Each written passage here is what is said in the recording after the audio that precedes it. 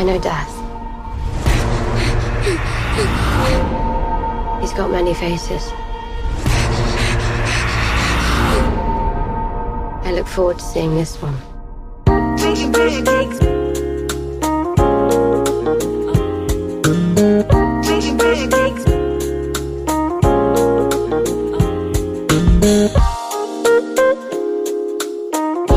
But you know, party.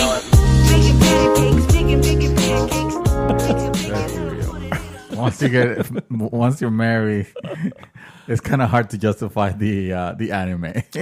Sir, I wish I can relate in some way, but no, actually, my wife actually bought me Ghost in the Shell. So, oh well, Yeah. well, when we're talking about Ghost in the Shell and those type of stuff, yeah, I understand that. Well, what are you talking about? I'm not talking about hentai. No, I'm not talking about hentai, but Okay. you know, some a lot less, but still considered kind of questionable anime that they play on Crunchyroll. I guess I have to That see you're like- Crunchyroll to see what is this questionable stuff he refers to. There was one series called the hentai Prince and the Stony Cat. Okay, well that says it all. No. Yeah. Listen. It was not as bad as it sounds, but it was still kind of ridiculous. Wow. But it was I started watching that by accident and I got hooked and it was entertaining. It was dumb. I would not recommend it to anybody. Was it? It was in what? Was it hentai? I mean, it's No. called Hentai Prince. Oh, okay. The name of it's because it's a high school student, basically, and I forgot exactly what is the thing with the with his girlfriend. So everybody, for some reason, even though he is kind of like a good kid, for some reason everybody has the impression that he's a pervert. And then something happens when there's a statue of a cat. The hentai prince. Exactly. I'm just saying, Yes. And then Leads there's people to believe stuff. there's a statue of a cat that comes to life and gives him powers and some shit like that. It was quite entertaining, actually. You gotta love the Japanese. Well, you gotta. You have to. You Yeah, have to. I know I do. They're craft of their art. They do everything perfectly, even when it's the most ludicrous thing. It's just 150%.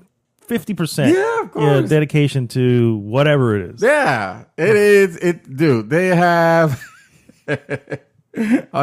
something crossed to my mind, which was hilarious. I'm gonna say it, but I'm gonna regret saying it. Okay. So their porn has mosaic because they're not by law. They're not allowed to show genitals. Yeah. So they literally put a mosaic. So if you're watching The Deed, you have that big ass mosaic there. However, their models they're not just some like trashy lady. No. These are like goddess actresses for the most part. Yeah. Of course, you're gonna have your exception.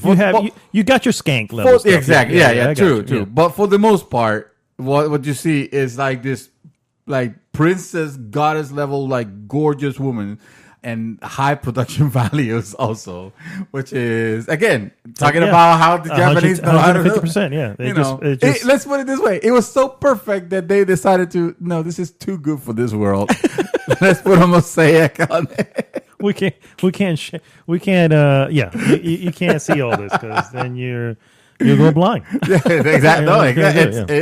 You go just go blind. Well, isn't that? Well, if you watch too much of that, isn't that what happens? I don't know, sir. Or if you masturbate too much, I think it's you go blind. you go Wasn't blind. that some weird shit from like the 80s? I know. It's I like remember that. I'm like, Or you start growing hair on your on the palm of your hand. Yeah, that reminds me of Police Academy. Oh my god! Right? Do you remember Police Academy too? Yes, I remember. You remember when they glued his hand to his head when he was in the shower, and then they cut it off later, right? And he's got this, and he's in the squad room, and he goes, I need to know right now if you can explain what happened to because he's something like if you can explain this, and he has the Harry Potter. Steve Gutenberg goes, I can, sir, and if you don't stop that, you can go blind. It was hilarious, dude. Oh, I love Police Academy. I just made a realization just now as you mentioning this. I need to rewatch all the police academies again. I'll tell you why. All of them? Well, maybe up to 5. Okay, I'll tell you why. I can support that statement. I've always seen them, but In Spanish? No. But no, Okay. but I didn't know. My English was No better good a looking. lot worse before. It was if you think it's bad right now, they say I did not understand the language. Oh, okay, I got you. So I got now you. that now that I just explained that it, you're explaining that joke is the first time that I've heard that joke, even though I've seen that scene like 20 times. That is it's great. the first time that I That is understand it. great. Oh, so God, I love that for I'm you. gonna do that. Yes. I'm gonna go down that road. I'm gonna You watch have at to, least a because Police Academy. I've done that with other stuff, and I think I've done that with like, I don't know, just movies that I saw when I was very young, and you see it again. It's just like, and you either one or two things: either it's nostalgia and you love it, and you're like, man, this is great, and you have a better understanding of it, or you realize, what the hell? Yeah, why this did is- I like this thing? You know what I mean? Big Trouble in Little China. Okay, I absolutely burned this movie out. Damn. Okay, I saw that shit when I was older, and I was like, while I was mildly found humorous, Kurt Russell and his character, overall, I was just like, God, this is horrible. This is not good at all. What did I like about I know. this? You know what I mean? There's some movies that Crawl. Remember Oh my God, Kroll, yes. I remember that shit. Masters of the Universe, remember that one? I never saw Masters of the Oh, Universe damn, that I recall. With Dolph Lundgren. Was it? Sure. Yeah. Oh, yeah, the Rocky 4, the Russian. That's Dolph Yeah. Lundgren. The He played Drago. He-Man. Yeah, he played He-Man. Wow, Yes. wow. And how accurate was this? Oh no, not incarnation? accurate at all. It Not was accurate. disgusting. It was yeah. just. Yeah. Oh, No okay. way. They could. Yeah. You might as well just watch Shaft. I was going to say Shaft. No. What's the other one? Flash. That one. Flash Gordon. Flash Gordon. Yeah, there you should go. just watch Flash Gordon. Yeah. Damn. So here is Hollywood. Here's an idea. Of course, if you haven't already have it on your roadmap. Where's the He-Man movie? The I tell you what, it's not politically correct anymore. well, they have a She-Ra. So I mean, Well, then then how do you decide which one comes in, or what do you call the movie? He-Man. I mean, I hope so. I would hope so. I would hope so too. Yeah. So He-Man and She-Ra, Indistinguishable person. exactly, I don't powerful person, Powerful being that powerful non-gender, nondescriptive. descriptive person. If that's an issue, I'm sorry. He-Man is He-Man. You can't change. Let me Well, know. Things already changed. Let's be real. Yeah, Let's but be real. He-Man is He-Man, be and real. I don't know if they have. Honestly, it did so poor. I don't see anyone returning to that. The Master Masters Universe, Yeah, yeah. no. But I'm talking about like a reincarnation, a reimagining, or something that is a little bit closer. Like we were excited to hear. I guess at some point there were rumors about a Thundercat movie, right? And it never happened. And then we just had this like crap that we're denying the existence of it because that has nothing to do with Thundercats. But something cool with He-Man, maybe like they did with G.I. Joe and Transformers and all that. Not that those were cool or anything like that. But Yeah, the difference with He-Man, here's the problem with He-Man. I don't know a lot of people know this, but He-Man wasn't a cartoon first. what? It was No. so Shut up! I swear to God, You are messing up my childhood. I'm sorry, you're gonna have to shut up now. No, so now I want to they know. made the toy manufacturer made a toy, and in order for them to essentially get it into the kids' hands, they got together with Funimation or whoever the animation. Yeah, it studio was. is. I think it was Funimation. Funimation, well, whoever it was, they got together with them and they told them to put together Funimation, yeah. So they told them to put together a cartoon for this so that they can. I don't say if they launch at the same time or shortly, whatever. But the actual action figure was the first thing that was developed. So there's this documentary you should probably watch. It's actually a documentary series. The toys that we grew up with, or the toys that made us, I think is the name of the thing. Oh, yeah. And one of them is He-Man, and You it did kind of goes through mention the that. whole history of He-Man, and actually they do G.I. Joe also, and they do a bunch of other ones, but yeah. So I learned that then I was just like, really? It's like they just like they need to know about this. There's no cartoon based on this. Yeah. Let's make one. Wow, You know what I mean? wow. So yeah. No, I thought you were gonna say that this was like a 1970s or 60s live action or something like that. Oh no, because yeah, No, exactly. no. I was like, I Came never out of heard nowhere anything like for that. So that's what I'm trying to say. That the story was Well, that's- kind of cut and paste just to But get that's something going. Yeah, That's really most series that I remember, right? You know, they were always like, true. you know, oh, we have an idea for a toy line, and now we're gonna make, we're gonna make Perhaps. I mean, I don't know. Depends. Ghostbusters, for instance, was huge, but it was because of the movies. because of the movie, You right? know, right. the cartoon came later, Yeah, but you know, Well, the started real with one. Exactly. yeah, because we have some imposter We do. Ghostbusters. Yeah, Yes, with a monkey. I don't know. yeah. I don't know what the hell that is. Jump on it. Yeah, just might as well. We already have the beginning part to fill out. Well, guys, welcome back. This is Arnaldo, aka Mad Dog. It feels weird doing it off sequence, but sure, aka Mad Dog.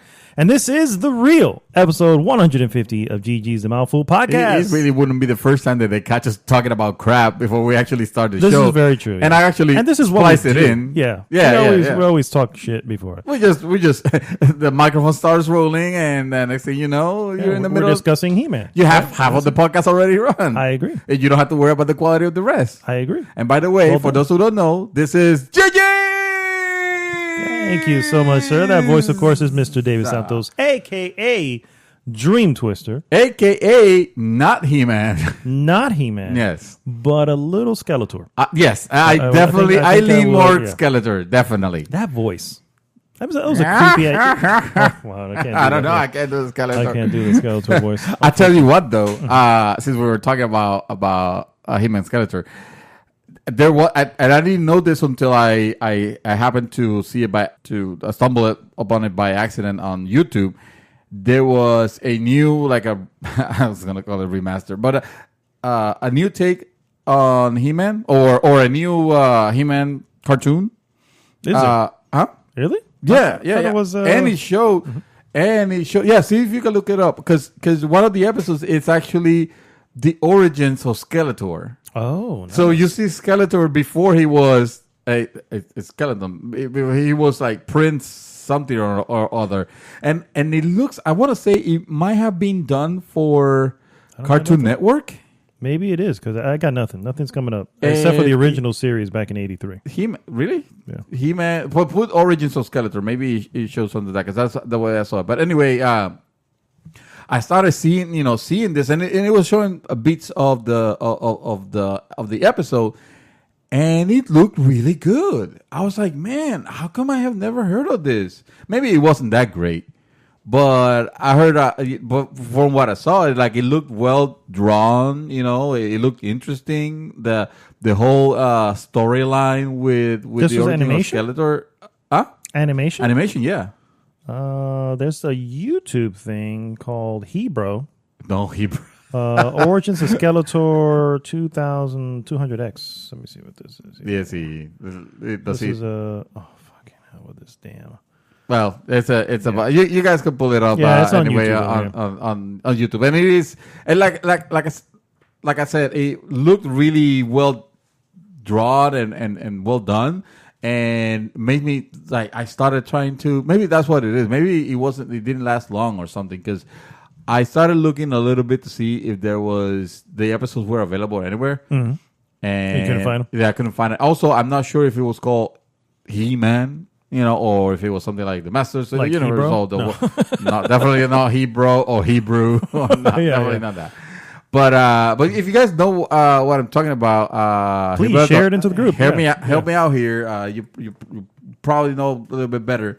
Let me know, because I kind of want to see it. Yeah, no, it sounds interesting. I was going to tag you on it. I'd like to see what they come up with the origins. Like I said, there was no real big backstory when it came to the original, but if they can, obviously, since there wasn't one, there's no actual canonical version, they can just make something up. They can just make anything. Yeah, exactly. Absolutely. I agree with that.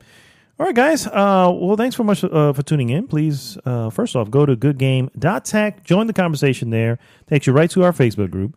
Also, if you're listening to this on any of the podcast services or YouTube, please like, subscribe, and share the podcast with everyone you know. What we normally do is we go to, first off, what we have been up to, and then work into some news items, finishing with the hot topic of the week.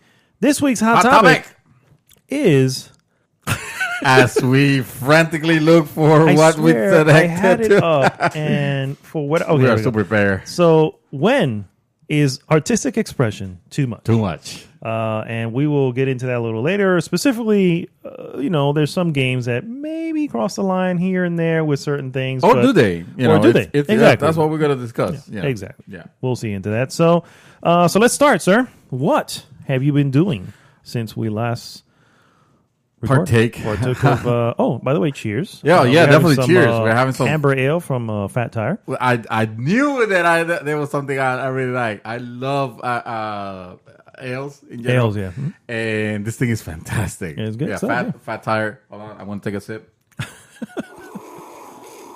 So if you get too much air in, it makes you gassy. I'm just saying. That's what happens. That's why I had to retire from the mic every now and then. Oh, I see. Oh, So- that makes sense. What have I been doing, sir? Well, Yes. What have you been doing? I have not been playing any Anthem, so let's just get that out of the way. Evidently, not many people have. No, I'm just kidding. I'm kidding. No, well, let me start with what I watched because it wasn't anything like, it was not a movie. It was actually a very interesting documentary that had to do with a semi-recent tragedy that happened in 2012, which was the sinking of the cruise ship called the Costa Concordia. Oh, I think I remember this. Okay. Yeah, it was in the news all the way to 2015, where that's when they started, having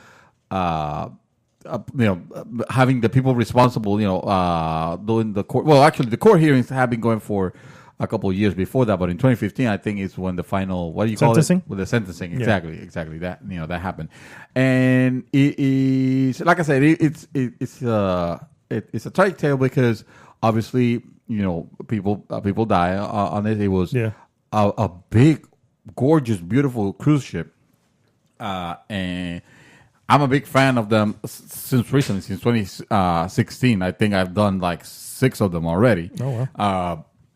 And to see this beautiful, majestic ship, and this was actually traveling it was somewhere in Europe, basically, and it was a 7-day trip. And what happened was that as they were going on the trip, they're going in between these islands, and the trip normally have all the cruise ships go through the middle of this canal, this huge canal. I'm not sure if it qualifies to be called a canal because it's vast enough to where obviously several cruise ships could actually go through it. Yeah. But the thing that happened here was that the cruise ship kind of wanted to go a little bit closer to the island, which is a standard maneuver. It's kind of like they call it a salute, basically. To also give a nice view to the people on the cruise ship, a view of land, so they kind of went a little too close to the coast of this area, and it was kind of like the Titanic story, though. Some jagged rocks, a puncture, the bottom of one of the bottom of the hull. I forget what it's called, but the damage was kind of extensive to where you think it was like a couple of sections of the hull, but it ended up being a lot more section. There was some negligence also because even with obvious warning signs, obvious red like that, like the ship at one point lost power. Oh wow! And they were still saying like, no, we have everything under control. Don't worry. Don't There's overreact, just yeah. so exactly. So this ship was starting to sink, and people were not being notified properly of what was happening. It's very similar to the Titanic. Very similar. Yeah. So all this time I'm seeing this reports from the survivors of this, and thinking like, my God, if there's ever been like, imagine yourself actually having seen the Titanic, the movie, the Titanic, let's say, or knowing by history, of course, and then living it, like literally living it, like that is that it was the same thing. It was a lot of passengers. In this case, obviously cruise lines are prepared. They have The boats, They yeah. have the lifeboats. Mm-hmm.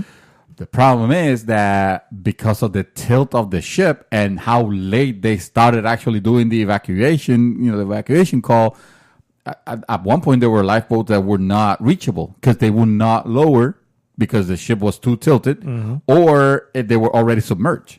So and because of that, there were people that got trapped. Yeah, on that it. couldn't get a boat. Yeah, and you see the sad thing is that you see this and you see it's kind of, I don't want to say it's close because of course it looks close, but it could be like at least a couple miles away from shore. From shore, and you think like, my God, in a situation like that, what I do? I'll probably jump and just go, and there were a couple of people that actually did that and survived, but for the people that survived, I believe the casualty count was like 35 people. And of those 35, there were still, at least at the point of that report, I think like 12 or 15 missing. Missing? They never found? Yeah. So it was impressive. It was something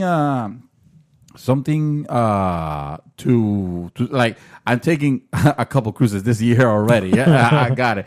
And seeing that, it leaves you with an impression of, it's good in a sense that that now I'm like, no, if something like that were to happen, if I notice like the slightest weirdest thing, I'm gonna start calling out to the cops, to the wherever they're. I'm gonna try to connect with someone to say, hey, call this person and make sure they know, make sure they alert the Coast Guard or something like that. We're in trouble, and they don't want to accept that we're in trouble. Like, I don't know, something along those lines. It's crazy because the difference with obviously the difference in Titanic, it was cold, it was an iceberg that they hit and all that. So, but it's so similar in the sense that there was calm. They were like, okay, we just got to keep very calm. It's going to be all right. No big deal. Blah, blah, blah, blah. If you saw the movie, and who knows how accurate this is, but if you saw the movie, there was one guy, I guess he was the designer of the ship because it was a new ship. And he's the one who said, no, with this many, we're going to sink. Yeah. And of course they were like, no, Yeah. but it's like, no, it'll take time, but we're going to get there. You know what I mean? And who knows if somebody ran into the same scenario. And it's one of those weird things where, the Titanic obviously happened a long time ago, but right. That old saying, if you don't learn from your past, you're doomed to repeat it, Yeah. And this is a classic case. It's crazy. Yeah. It is frightening to see how we have come all this way, and we think, the technology that we have nowadays, it should prevent stuff like that from happening. But of course, there's always going to be the element of human error or human negligence. Yep. There were accusations that the captain,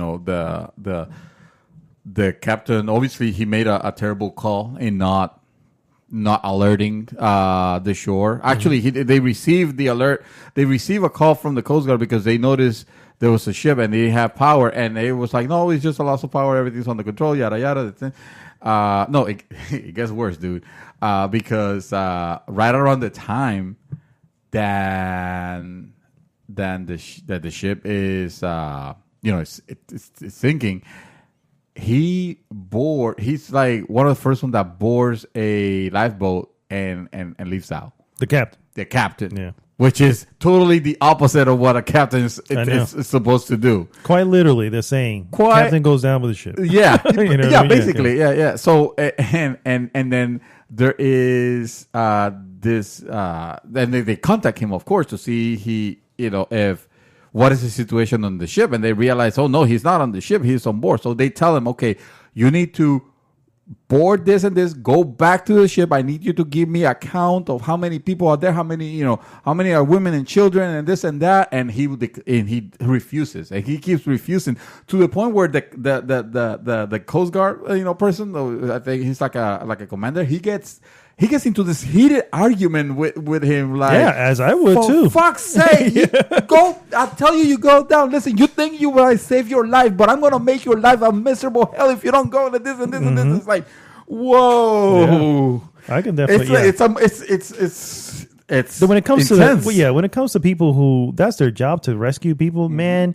I can't even express the absolute hate they must have for people, for someone who would do something like that, you know? Yeah, it because it's like you said, it is he's the captain. You know, he is at the very least. I'm not saying okay, sacrifice yourself and die. Obviously, you do what you can to survive. I understand that, but stay and help out. You're meant to be. I mean, you're the captain of the ship. You know.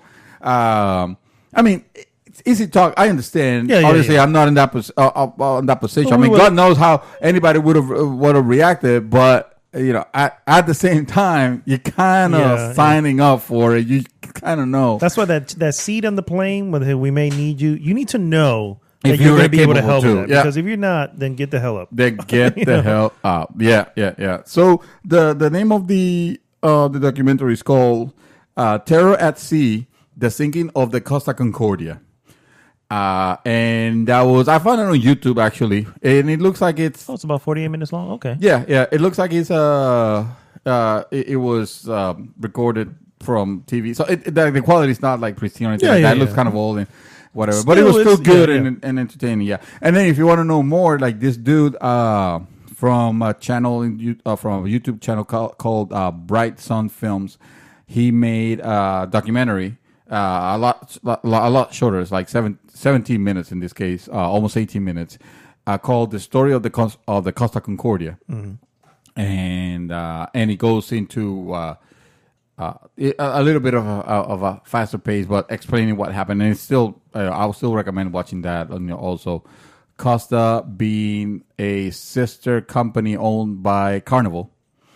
And yes, I remember that. Yeah. And they kind of mention of like, you know, hey, Carnival being one of the biggest, or if not the biggest cruise line companies in the world, and but they still need to fix some practices. They do, and they have honestly, to be fair, like I believe whoever was the president around that time is no longer the president. They got someone else, and that person has taken over and actually revised a lot of the safety features, you know. And one of the reasons, let's say, for example, one of the things right now that they make you do before you even go out, before they even ¿cómo se dice? Zarpar to the sea. Before they actually sail. Before they say sail, is that they make you do this drill. They make you have correct. To. Everybody has to do it. Yep. Yeah. It didn't used to be like that before, you know, until this disaster. Yeah. So yeah, really interesting. You know, very, very sad because unfortunately, you know, it's about people who lost their lives on that tragedy, and it's something that you don't expect, when it's like a vacation like that. Did you hear about, this was very recently, probably a couple of days ago, where a 100 and something mile wind hit a cruise ship, and it literally rocked the cruise ship. Like it did. You can actually, they had news stories. My wife actually showed it to me, I think yesterday, the day before. And it was just, I mean, people got hurt, but no one was killed or anything like that.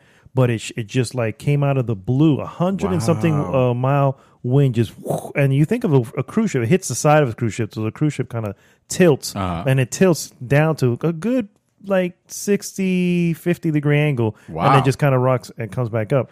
But yeah, that's crazy. People, that would have toppled anything else, like a sailboat easily. The way these are designed, they're made to withstand some of that, but still doesn't mean the people inside are not like, whoa, what the hell? Exactly, exactly. And when I think about it, I try not to focus too much on, because obviously you will hear in the news when something tragic like this will happen, just like when a plane goes missing, like that plane that we never, the one that we never found. We never found, exactly, and stuff like that.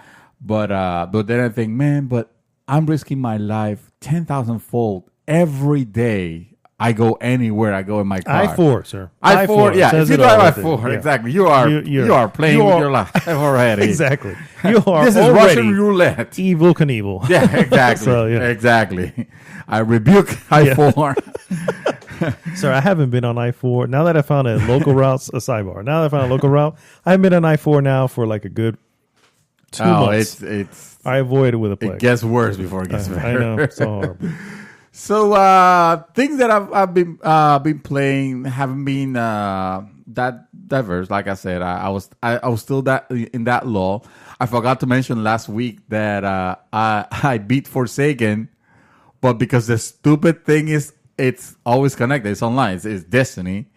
The game literally disconnected me as this cutscene for the end. You know, I beat the last the last boss, and as I go into the cutscene, the game disconnects from the server, kicks me out completely, and I do not see anything. Does it register that you finished?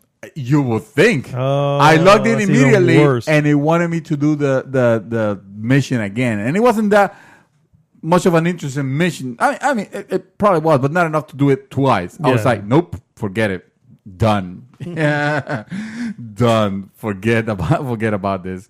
So that was fun. And then I've been playing Hitman just because you got me in the bug of playing Hitman again, and I remember how much I liked that. But man, that game could get on your nerves.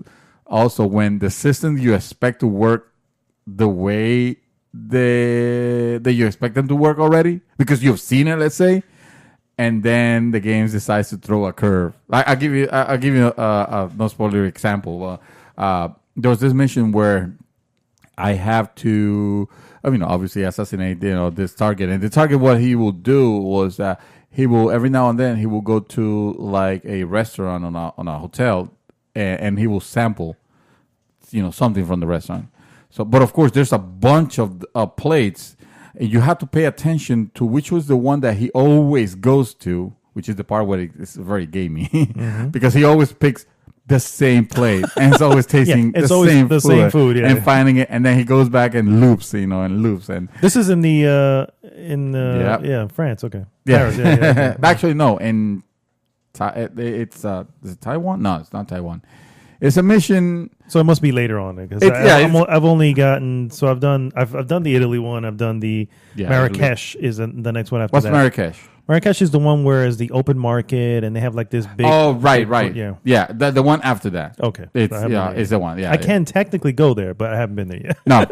Because once you assassinate the target, nothing stops you from going into the next mission. I would have finished it already. Literally, by now. you can probably finish this in 6 hours. But because you want to replay it and replay it and replay it because it's fun. So on this one, I have to kill that block. Well, I don't know if it's not a game that is not for. It doesn't really matter because it's not your missions doesn't have anything to do basically with the main line. Yeah. So if I tell you I need to kill a rock star and a lawyer, basically that doesn't say anything. Yeah, it doesn't. So and if you know Hitman, you go big surprise. Yeah, exactly, exactly. Yeah. So it's the lawyer that was giving me trouble because I was looking. Okay, so he picks this food. And he, and he eats it. So what I'm going to do is obviously I'm going to poison him or put rat poison on it so that he will get sick and he'll run to the bathroom. And once he's alone in the bathroom, I'll knock him down. All right, fine. I do that the first time, and he goes in the bathroom. There's another person, so there's a witness already while the guy's puking his gut, like, and he has a bodyguard. So my plan was to, while he is chucking, I'm going to kill his body, or I'm going to knock his bodyguard out, and then I'm going to kill the dude. Well, I couldn't because there was a freaking witness. I'm like, whatever, okay. I'm going to wait a little bit of timing. That's happened to me too. And it's annoying. It's like, what are you doing here? I've done this 3 times and you're never here. Now you're here. Now you're here. You're here. So I gave time for the script where the guy goes to the bathroom, whatever. I waited a little bit more. Fine. All right. So I see him doing the same thing. I go ahead and poison him again. And he goes to the same script. Oh, I feel sick. I need to find a bathroom. He doesn't learn, does he? And I'm like finding out. Yeah, no. I'm like wide open. This place. I already have like the doors open for him to book into the bathroom so I can knock him down. He goes the other way to a freaking trash can. Nice. And he starts puking. The trash can is in the public, so of course I can't do anything. And I wasted my poison. So I was like, oh, fuck this. And I took my silencer and pop it. Whatever. You've been compromised. Whatever. Yeah, I can exit. I don't care. Exactly. It's so bullshit, but you at the gotta same laugh time, at it. You gotta laugh. It's hysterical, yeah. Because the game will throw Like, you son of a bitch, where are you going? I know. That's exactly what we hear from me all the time. Where is he going? Why is he going that way? Dude, you say you need a bathroom. The bathroom's the other way. I mean, I'm literally holding the door for you. Come inside, will you? Exactly. That's It's great. so stupid. But again, it merits to replay those levels because the more time you play, first of all, just like you mentioned, and I realized we're rehearsing, so I'm going to do this quick. You unlock more areas from where you can start, so you can do your plans differently. You can actually kill them in different ways, and you also find more story bits that fleshes out what's going on and why you're doing what you're doing. Correct. So that was awesome. That was fun. I played that a little bit. Actually, I was playing that until yesterday at 11:59 p.m. Because the moment that the clock hit midnight, Devil May Cry 5 was released to the masses. And it was awesome because it was available on Steam. And usually Steam doesn't tend to do midnight releases right. Mm-hmm. It'll say, oh yeah, it'll release on this day. At 9 a.m. Eastern Standard Time. It's like stupid shit like that. But no, this time they did it. It was like an actual midnight release like they haven't done in a long time. And I'm here giddy up, like, oh yeah, like when games will release at midnight, you were very excited about it. Yeah. I don't know if this game was not on my radar at all. Well, that's not true. This game... it was on your avoid radar.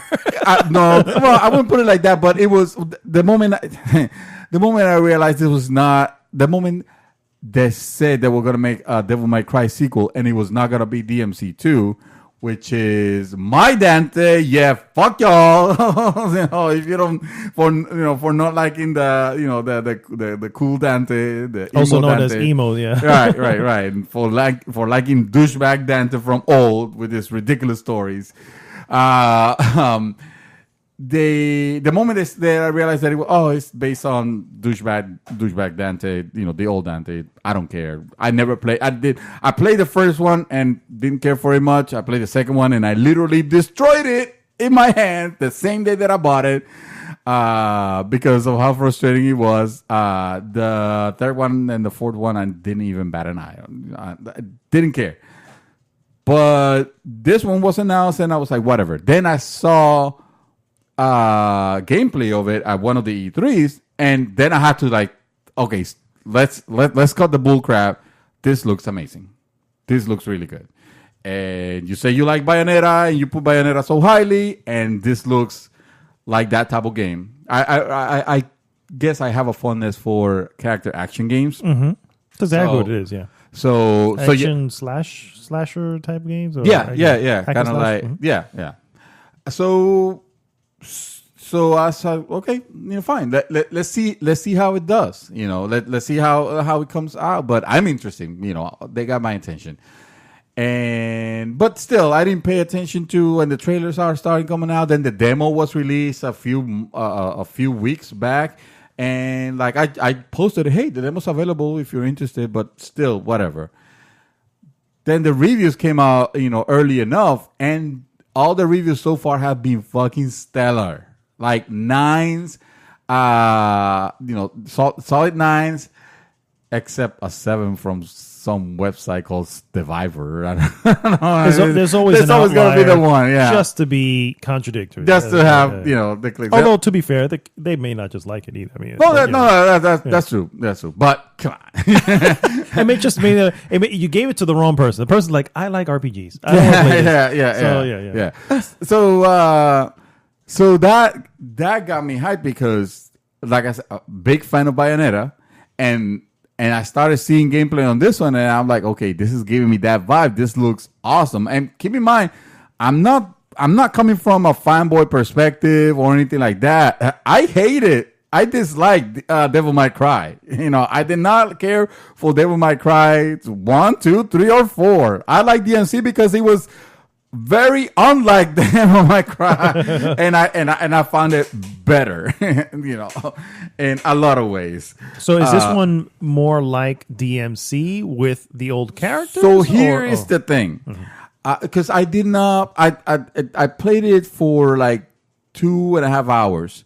Because I had to go to work the next day, so I haven't. So I cannot give you a review of it. All I can give you is impressions. Early impressions. And you first start playing with this character called Nero.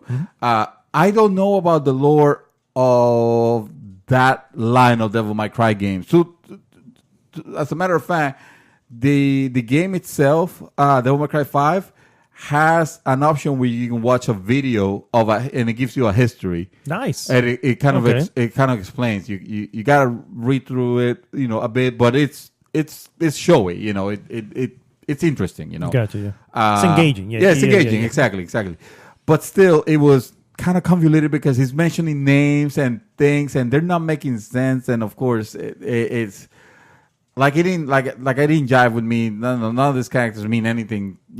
To me, honestly, I know that Dante's brother is Virgil. That's all I know. I don't know about this Nero character or this other character that they're trying to introduce here. I know that on DMC, you have, you're not enemy. How should I say this? If I remember correctly, Virgil is not immediately your enemy. Like I believe it was on this series, on the original series, let's call it. But other than that, like I know next to nothing. So I'm playing with this character, Nero, who he has one arm. He only has one arm, basically, and his other arm, he kind of gets this, I guess, power ups or whatever, where he has this arms that he could use, and they're powerful, but they're limited. Oh. I have don't take none of this as hard fact just yet, because I'm still not sure if you're meant to have the other arm or if you even need it. Because all this time, what I saw was that I don't know about the history of DMC, but his arm was basically the sword Yamato, which was supposed to be Virgil's sword, but it was his hand on Nero's hand for some reason. Yeah, you have literally lost everybody. I'm sure, other than those who know. Yeah, exactly. I'm sure. Which I know right now. Chaos is going. He's going to know. He knows exactly what it is as we speak, to say, guys, how do you not know? Yeah, I know exactly. Yeah. Obviously. But I guess what I'm trying to say is that yes, he throws those curves off where you're like, what the hell? But it so far it has done a pretty decent job of not completely losing me. The game has one of the most amazing, stylish cutscenes this side of Bayonetta. Nice. That is from me being a huge mega fan of the Bayonetta games. This is high praise. This game is stylish AF with capital F and several Fs. Like it had me, like even in those non-interactive cutscenes. Mm-hmm. I was still so hooked in them that I was feeling like I was playing whatever was happening there, and at the end when they finish, I'll be laughing. Honestly, I'll be laughing. I'll be like, dude, this is fucking amazing. What they did here was crazy. It was probably stupid, but fuck it, it worked. It's more than works. Good. And then, of course, you go into the gameplay, and keep in mind, I'm playing early, so my character is not fully like that. The moveset is not it's not fully leveled up. Yeah. I understand you play as three different characters, maybe four. Sir, this is so I don't far know. off my radar. I know. I have no clue. Well, this is the part. This is actually yeah. the shocking part. You saw this trailer with me, and if I recall correctly, you liked what you saw, and I thought did, you were yeah. interested. I like liked what I saw, but I wasn't interested in the game. I have no affinity to the series. Well, me neither.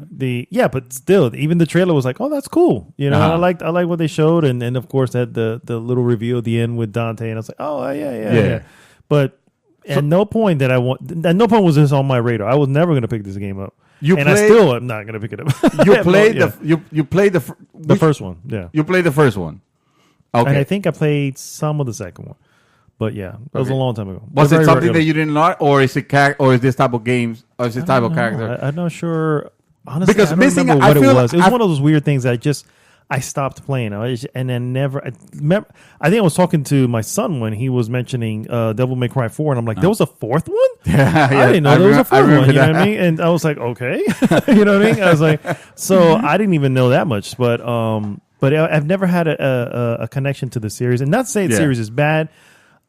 Although I don't, I really don't remember. That's the whole deal. It's like I remember playing the first one. I own the first one. The second one I didn't own. I borrowed, and I have no recollection other than the fact that in the first one, Dante, he said something. He was very chauvinistic and all that. And I was like, well, this guy's a jerk.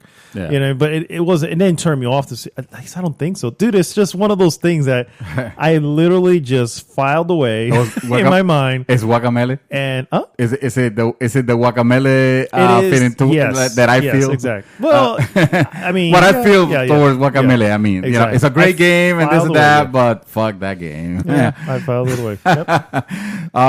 Because I could have sworn that I remember you a little bit more excited, not to the far of picking it up, but at least interested enough. Like I care nothing for this Dante. The beginning part that I have seen, yes, they show him a little bit, and I'm like, okay, so at least he doesn't look douchey, and it might be the better graphics, because the animation, I mean, the fucking animation is unreal, bro. Like you can.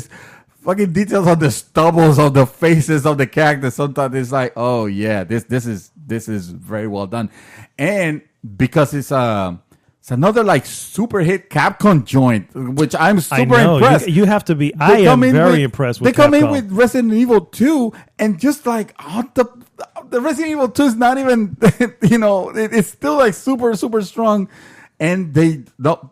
Okay, you ready for the next one? Here it is. Oh, you can go back to last year, Monster Hunter World. With Monster Hunter World, that right there became this huge thing that I spent many hours in. You know what I mean? And Capcom of I mean, publishers. props to them considering there was a time I was like, Capcom has lost their way. Well, yeah, You know, what Street Fighter 5, where to be fair, it was not Rising. It was not. Well, I never played that, but Street Fighter 5 At least the last one was very was bare of any actual content. That was its problem. But the game itself played extremely well. And there was nothing wrong with the game.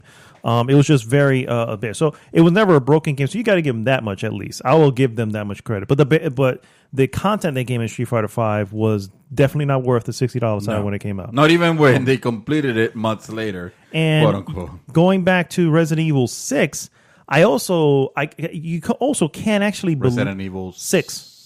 Back when they were the bad one, the terrible one, yeah. You can't even blame them that much on that because of how well Resident Evil 5 sold. Yeah. That shit sold. But I think Resident Evil 5 sold so well because everybody's coming down of, this is a sequel to Resident Evil 4. Correct, yeah, no, absolutely. And then they realize, wait a minute. But money is what drives it. And if true. that out of Resident Evil 5 outsold Resident Evil 4.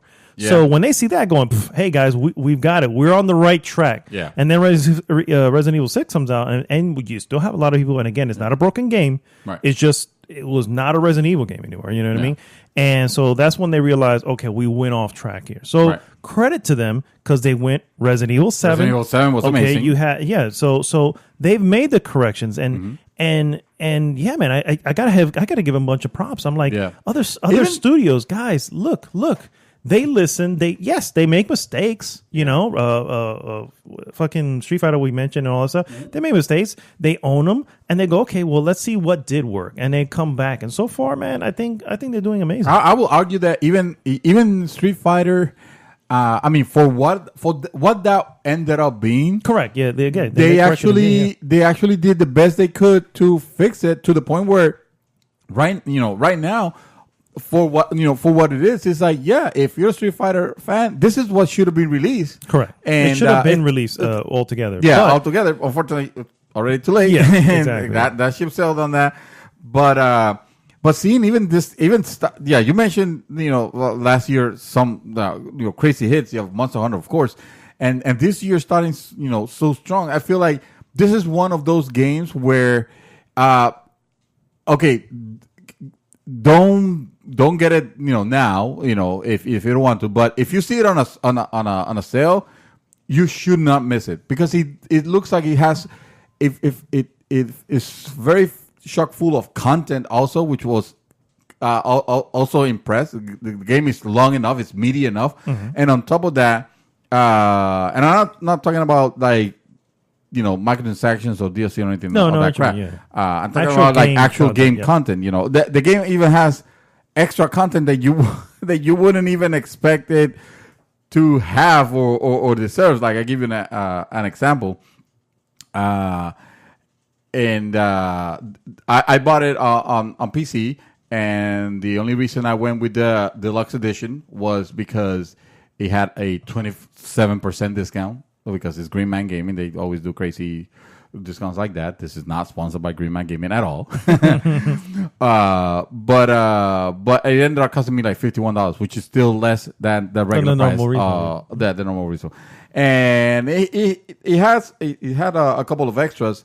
And some of them, it doesn't matter mentioning because you're not going to know what they are. But some of them are funny. Like, it says it has battle music, 3 tracks from each Devil May Cry, Devil May Cry 2, Devil May Cry 3, and Devil May Cry 4. So even the music that plays as you're battling, you can go ahead and change it and customize it to something else. That's aside from, of course, customizing your looks and all that, which inherently has already. You can customize the battle music. You can customize the fucking cutscenes. Oh, wow. So you can actually, there's not all of them. Unfortunately, this is not all of them, but there are several cutscenes that instead of being rendered, they actually have live action.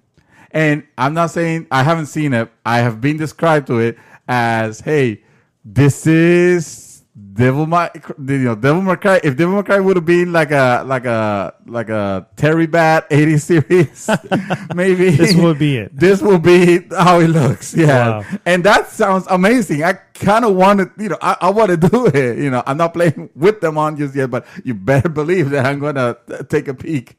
At least if after I completed a level or something. And then it says alternate voices, style rank announcers, which I believe are the voices that come out whenever you're doing mad combos and it's rating you. As the combo meter goes up, it'll be like, decimal. And then it's like, I forgot what the C is, but the B is like badass. And the 8 is like whatever, So those voices, I guess you can customize them as well. It says title calls, which I don't know what that is. But yeah, it has some interesting pieces of content, and it looks like a very well crafted game. The only thing I will say, and this is just totally me, and nobody's gonna care about this because it's not gonna be a problem for them, because fuck PCs, all right. Is the fact that there's no 20 by 9. It's not 21 by 9. Yes, my it's God. not 21 by 9. It's 16 by 9. If you play on a normal TV like a plebe, but if you have a 21 by 9 monitor, sorry, it is gonna put. Not only is it gonna put 21 by 9, all is lost. Yes, fuck all this game. All is lost. This game is exactly. at that point. It might as well be. It might as well be. No, but it's just this minor quibble. Honestly, I was just so there was a twinge of disappointment because Resident Evil. I don't care. I know you want to You plead guys, your case. you see You guys, want to plead your you case. guys. You're like, because Resident Evil had it and they didn't need to have it. Resident And Evil looks fucking amazing at 21:9, and Monster Hunter did not have it either, but they patched it on later on. So there you go. And it looks They'll probably patch it on freaking there. amazing. Yeah. But of course, it's who cares? Fuck PCs, fuck playing at 120 frames per second. Who Yeah, cares? who Yeah, needs that right. shit? And perfect, gorgeous. How many graphics. frames can the eye see? Oh anyway? my god! The most new How many frames The can most it actually focus on anyway? tonsillitis. Oh god! I cannot believe. Oh man! You know what? I'm dropping the mic. Honestly, I just love. That's it. I'm watching me squirm. Yes, on my I do. seat. It is so freaking satisfying. The human eye cannot see more than 30 frames per second. It's like some bullshit like that. I think. Oh my god! I honestly think it's like 24, but yeah. 24. That's even worse because that's even further from wrong. I kid because obviously you're seeing it on the TV. I know that, but it's still let's realistically. Let's be Who gives real. a shit? Okay, No. who gives a shit? PC gamers You know what you need to do? care. You should have saved a monitor Yeah. just to have for those games that don't do it. Oh, Sorry, yes. I'm gonna have to move this over. That's here. all right. I feel it's not like it's stretching Can it. you- can you it's put just it giving on me the this? black bar. Yeah, I can play There it you here. go, okay. And this is fucking 4K. I could actually be playing it here On TV. He's pointing at his on TV the, on the yeah. TV. Sorry, yeah, I can play it on my on my TV, but But no, I don't know. God It's- forbid you I put it know, on the God- TV. Actually, I God. don't, honestly, I wasn't. I did You not didn't even think of about that, did you? So now You that see? now you're giving me an Oh, idea. my God. Now that I mean, if I have to This is suffer what- 16:9, this I is might what as well do happened. it on the OLED screen. This is what happens. You have blinders on.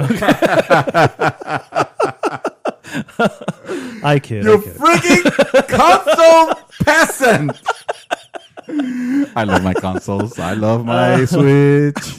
I love my PS4. Anyway, That's it. I'm dropping it. That's all. Devil May Cry 5 in stores now. I'm going to. I'll tell you more about it. But I'm fucking glad that I have a game that hacks the hooks on me. Right now, and that I need it so badly. And when I'm looking at this thing, and in the first, let's say half an hour, and then I'm looking back and I'm looking at Bayonetta there. It's like, wow, man. How far we have come. We have come, yes. Wow. Wow. Well, all I've been doing is I did play more Hitman, obviously, and I'm still loving the hell out of it. Yeah. And I'm a little bit pissed because I almost had Silent Assassin. Because you're playing 30 frames per second on 16:9 on your TV. No, actually, I'm very content with it. So I almost had a silent ranking on this mission, and what I did is I destroyed. Like all I needed to do was destroy video footage of me and take the dude out. Right. So I destroyed the video footage of me. I went to take the dude out. I messed up. I reloaded, and then took the dude out. And I forgot to go back. You forgot the video. The fucking video. So I went out. I was like, "What do you mean? When did they say?" And I was like, "Fuck! I reloaded. Damn it!" But wait, why didn't you go back? I forgot. I was just so focused. No, I'm saying once you finish, you can't go back and reload the save. Yeah, I guess I could. I guess I can fix it, but I forgot. Who knows? I guess it was over at that point. I was like, we'll just start from the At that point, it was like, oh, whatever. Fine. Yeah. Fine. fucking PC. So, no. Oh, you're still blaming the PC. Even though you were not playing on PC, you were like, fuck PC. It still deserves a I little think that's blame. I think that's your default curse. It's like, fucking PC. Yeah, it's just going to be every time, yes. And then the only other thing that I did, my wife and I, we went to see a Broadway play. Not on Broadway, but it was actually went to Tampa to see. Close to Broadway. Yeah, sure. It's only several hundred miles. Yeah. And we went to see Hamilton. Yes. Tell me about Hamilton. So let me go back. Okay. My wife actually went to I was playing. Yeah, my wife went to, Hitman. my wife went to see this at the Dr. Phillips. Okay. Right, and she went to see it there, and she came home and she absolutely loved it. She ended up downloading the soundtrack on Spotify and has been literally listening to it every day ever since. And I was like, honey, this is kind of odd, you know. And I listened to it and I was like, this is cool. This sounds good. Yeah. And she's like, no, but you don't understand. You got to see the way the story is told. You got to see it, you know. And I'm like, okay. And then we suddenly bought tickets out of the blue because, hey, they're showing it in Tampa. And then we went out to go see it in Tampa. Those are not cheap tickets. They're not I cheap. understand. They're not cheap at all. It costs between my wife and I almost $400 for the 2 tickets.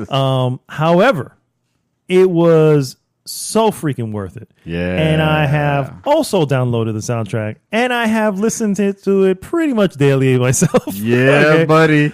So what it is, so the story, first off, I think we were discussing it maybe last week, and even you were kind of unaware of the type of story that it was actually going to be. Right, no. Because I heard, you said Hamilton, I heard Hamlet, and then when you start describing everything, I was like, that's not the way I remember Hamlet at all.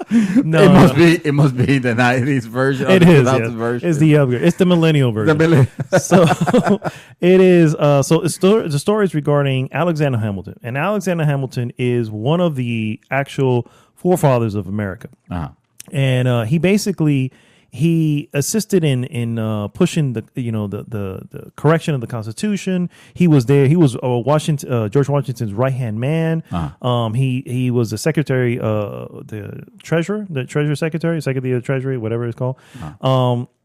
Anyway, he was this integral part of how we became America, and he's so not spoken about. And he's not spoken about because he's not a president, right? He never became president. He never became president because he wasn't eligible to become president because of certain things that happened in his life.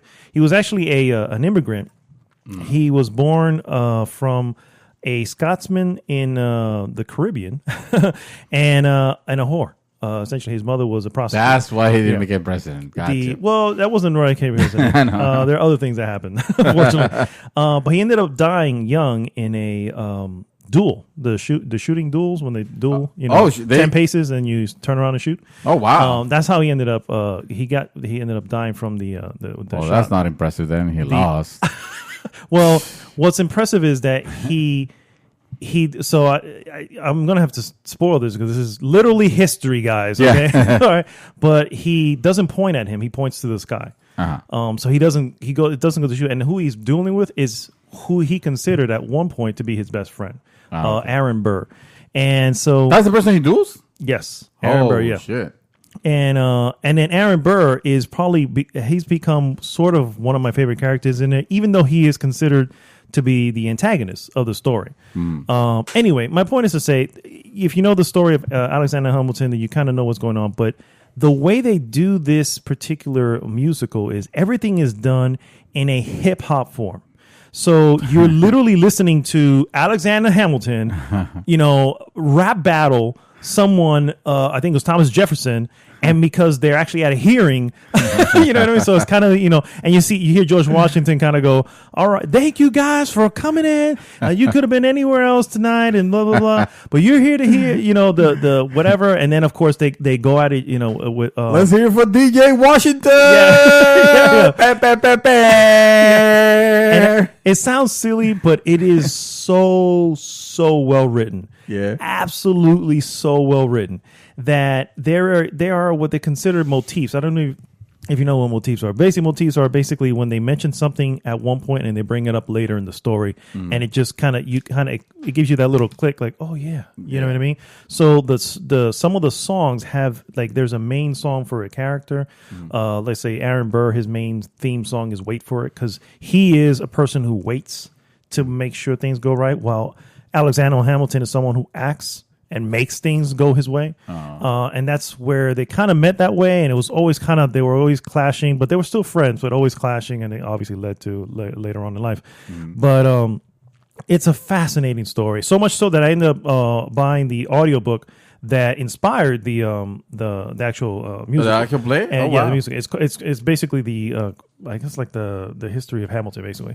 And, the music is absolutely amazing. I can't express how, if you like musicals, if you're not into musical, it is what it is. I mean, it's not for everybody, but for me, I love seeing that stuff, especially when it's on stage, on an actual stage, because there's this one song that it is the most amazing thing. It plays the way the stage plays out. It's like the floor moves almost like in a record player, kind of like a record like that, right? Oh, round? Yeah, round. It goes in circles. So they play along with it as things are happening. The stage is spinning? It spins. Yes, it spins. Wow. It only spins when it needs to. Right. But it does it because the way the story is being told is you're kind of passing through time a little faster than normal. Anyway, so the story is when Alexander meets his wife Eliza. He meets him at a party, and this is my favorite thing, right? So they meet, and she's singing. Her song is called "Helpless," and she's helpless when she sees him because that's how he makes her feel. Blah blah blah blah. Right? And they end up marrying and all that stuff. And then the sister is the one who introduced them to each other. So then it moves on to the next song that's called "Satisfy," and it's actually the sister going, to the bride, to the groom, just cheers, right? And all this stuff, and it happens, and then she pauses for a second and goes, rewind, right? And the entire stage starts to rewind in this circle, and it's going like, not the silly rewind, but like whatever. Rewind. And then it gets to the point where we're back at the party where they first met, and now you're seeing it from her perspective, and she's the one who fell in love with him first. But she saw her sister, and she knew that her sister, whatever, you kind of see the story, but she knew her sister was into it, and then she introduced whatever, and boom, from there, now she's at the wedding. She's like, but the way it was done on the thing, it was so freaking awesome, dude. Yeah. That's the type of shit I love to watch because I'm like, the level of showmanship that they put into these, and they do this nightly. It's not like, it's like this is pre-recorded. You fuck up because you slipped and fell.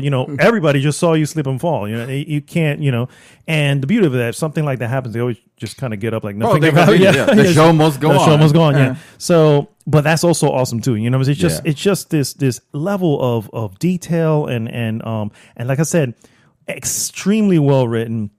The writer, director, and creator of this is Lin-Manuel Miranda, Puerto Rican guy. Oh, wow. And he's the one who created it all. And he read the book, the Hamilton book, and it just inspired him to realize, man, this is where that other video I showed you, Immigrants, We Get the Job Done. That video. He's in that video as well. Now that you mentioned it, you're going to have to post it. Yeah, I guess I am going to post it. Which is an amazing song. It's a very good song. It's really good. And anyway, my point is to say, I don't know if you're into it. If you are, you owe it to yourself. They're on tour right now, just going around America. Wow. But if you're in the New York area, you happen to go to the New York area. Excuse me, they're out there. So it's permanent there? Yes, it's permanent on Broadway. Oh, okay, and they're on tour right now. They actually went to Puerto Rico very recently, I want to say. Really? Yes.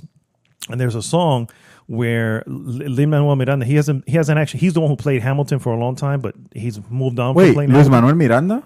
Lin-Manuel Miranda. Oh, Lin. Oh, L-I-N. Okay. I was going to say, I've heard the name Lin-Manuel Miranda, but I'm trying to remember, was it like a salsa singer? No. Yeah. He's just a Broadway actor and all that. Oh, okay. And but he went out there and they did the song. There's a song in the thing called Hurricane. And dude, he did that mostly to raise money and all that stuff. And he kind of broke down on stage and all that. He was trying to get through that song, Hurricane. And it's basically you have to kind of see the story, but it's the calm before the storm, or being in the eye of the hurricane. It's that one moment where things are just paused just for a second, but know the next rush of shit's gonna come through. You know what I mean? So that's when your station's gonna spin. Yeah. And anyway, top notch. Loved it. We're actually my wife. Put your monocle on. My wife. Give me a rating. 10. Easily, wow, there you go. So, my wife and I, for whatever reason, started going, well, see, they're playing in Chicago at this time. Maybe if we plan a quick, whatever. So it's just that's how you know it's good. Yeah, I want to see it again. Because there's so much going on stage that if it's one of those things you can watch a few times because you miss something. Well, it makes you think of all this because I do like the theater and I can't tell the last time that I actually went, but it might have not even been here. It might have been actually in Puerto Rico, But we happen to have a center here where they every now and then they bring some good shows, some amazing shows. Problem is that just like you saw, they're kind of pricey. Yeah, Lion King actually came through to Dr. Phillips, and I was like, nope, sorry, I'm not paying $400 for one ticket. Yeah, but at the same time, sometimes you can find them cheap. You just kind of look for them. But so did you went super well dressed? Did you Yes, throw we the went time? nicely dressed. You know, Nice. which is another thing. You gotta go out. You Yeah. it's a night out with, Where are the with pictures the of wife. that, you know? though? Well, my wife doesn't like taking pictures, so you never find a picture. You barely find a picture of me. No. But anyway, Hamilton loved it. Can't wait to see it again.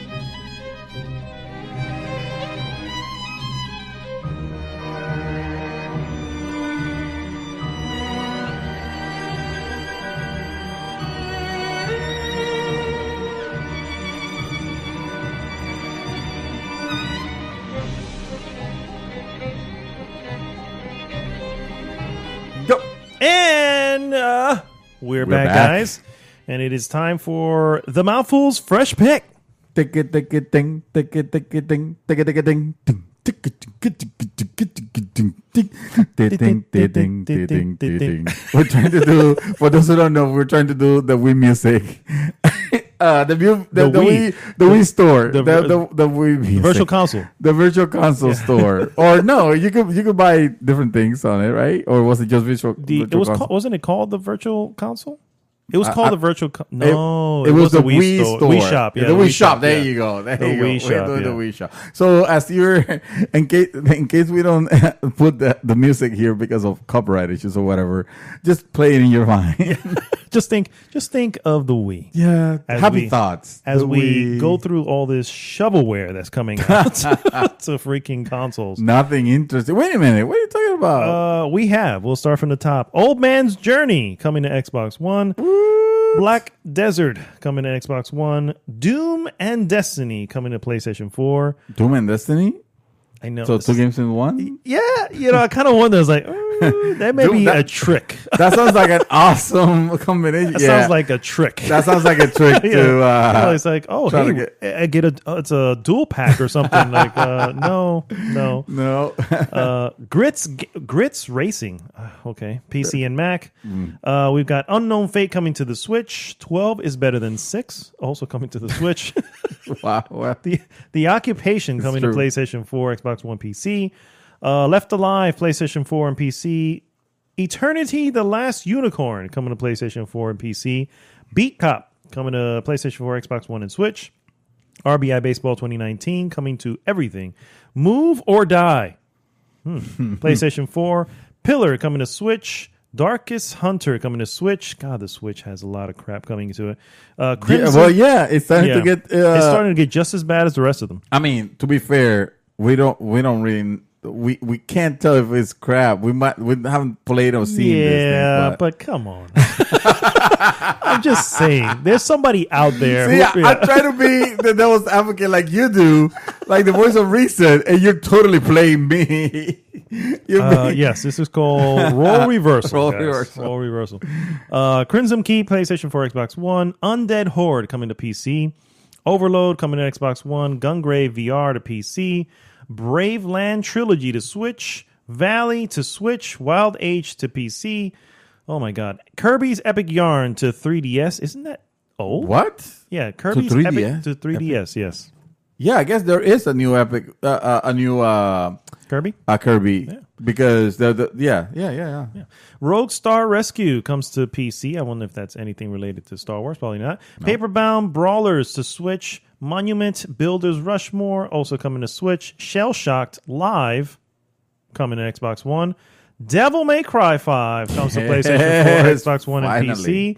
The Burned Ground coming to PC. Froggo comes to PC. Fucking PC. Froggo? Yeah, Froggo. So what is that? Frogger's ugly cousin? It could be. Damn. This is my... Instead of his cousin Vinny, it's his cousin Froggo. There you go. That's what that is. And then finally, Assault. Oh, this is great. Assault Android Cactus comes to Switch. 3 random words. Assault Android Cactus. Yes. It's a person, a place, and a thing. There you go, yeah. Oh, man. So obviously, Fresh Pick is clearly Froggo. Yeah. Obviously, Froggo. Yes, Froggo works, guys. Make sure you get that on PC.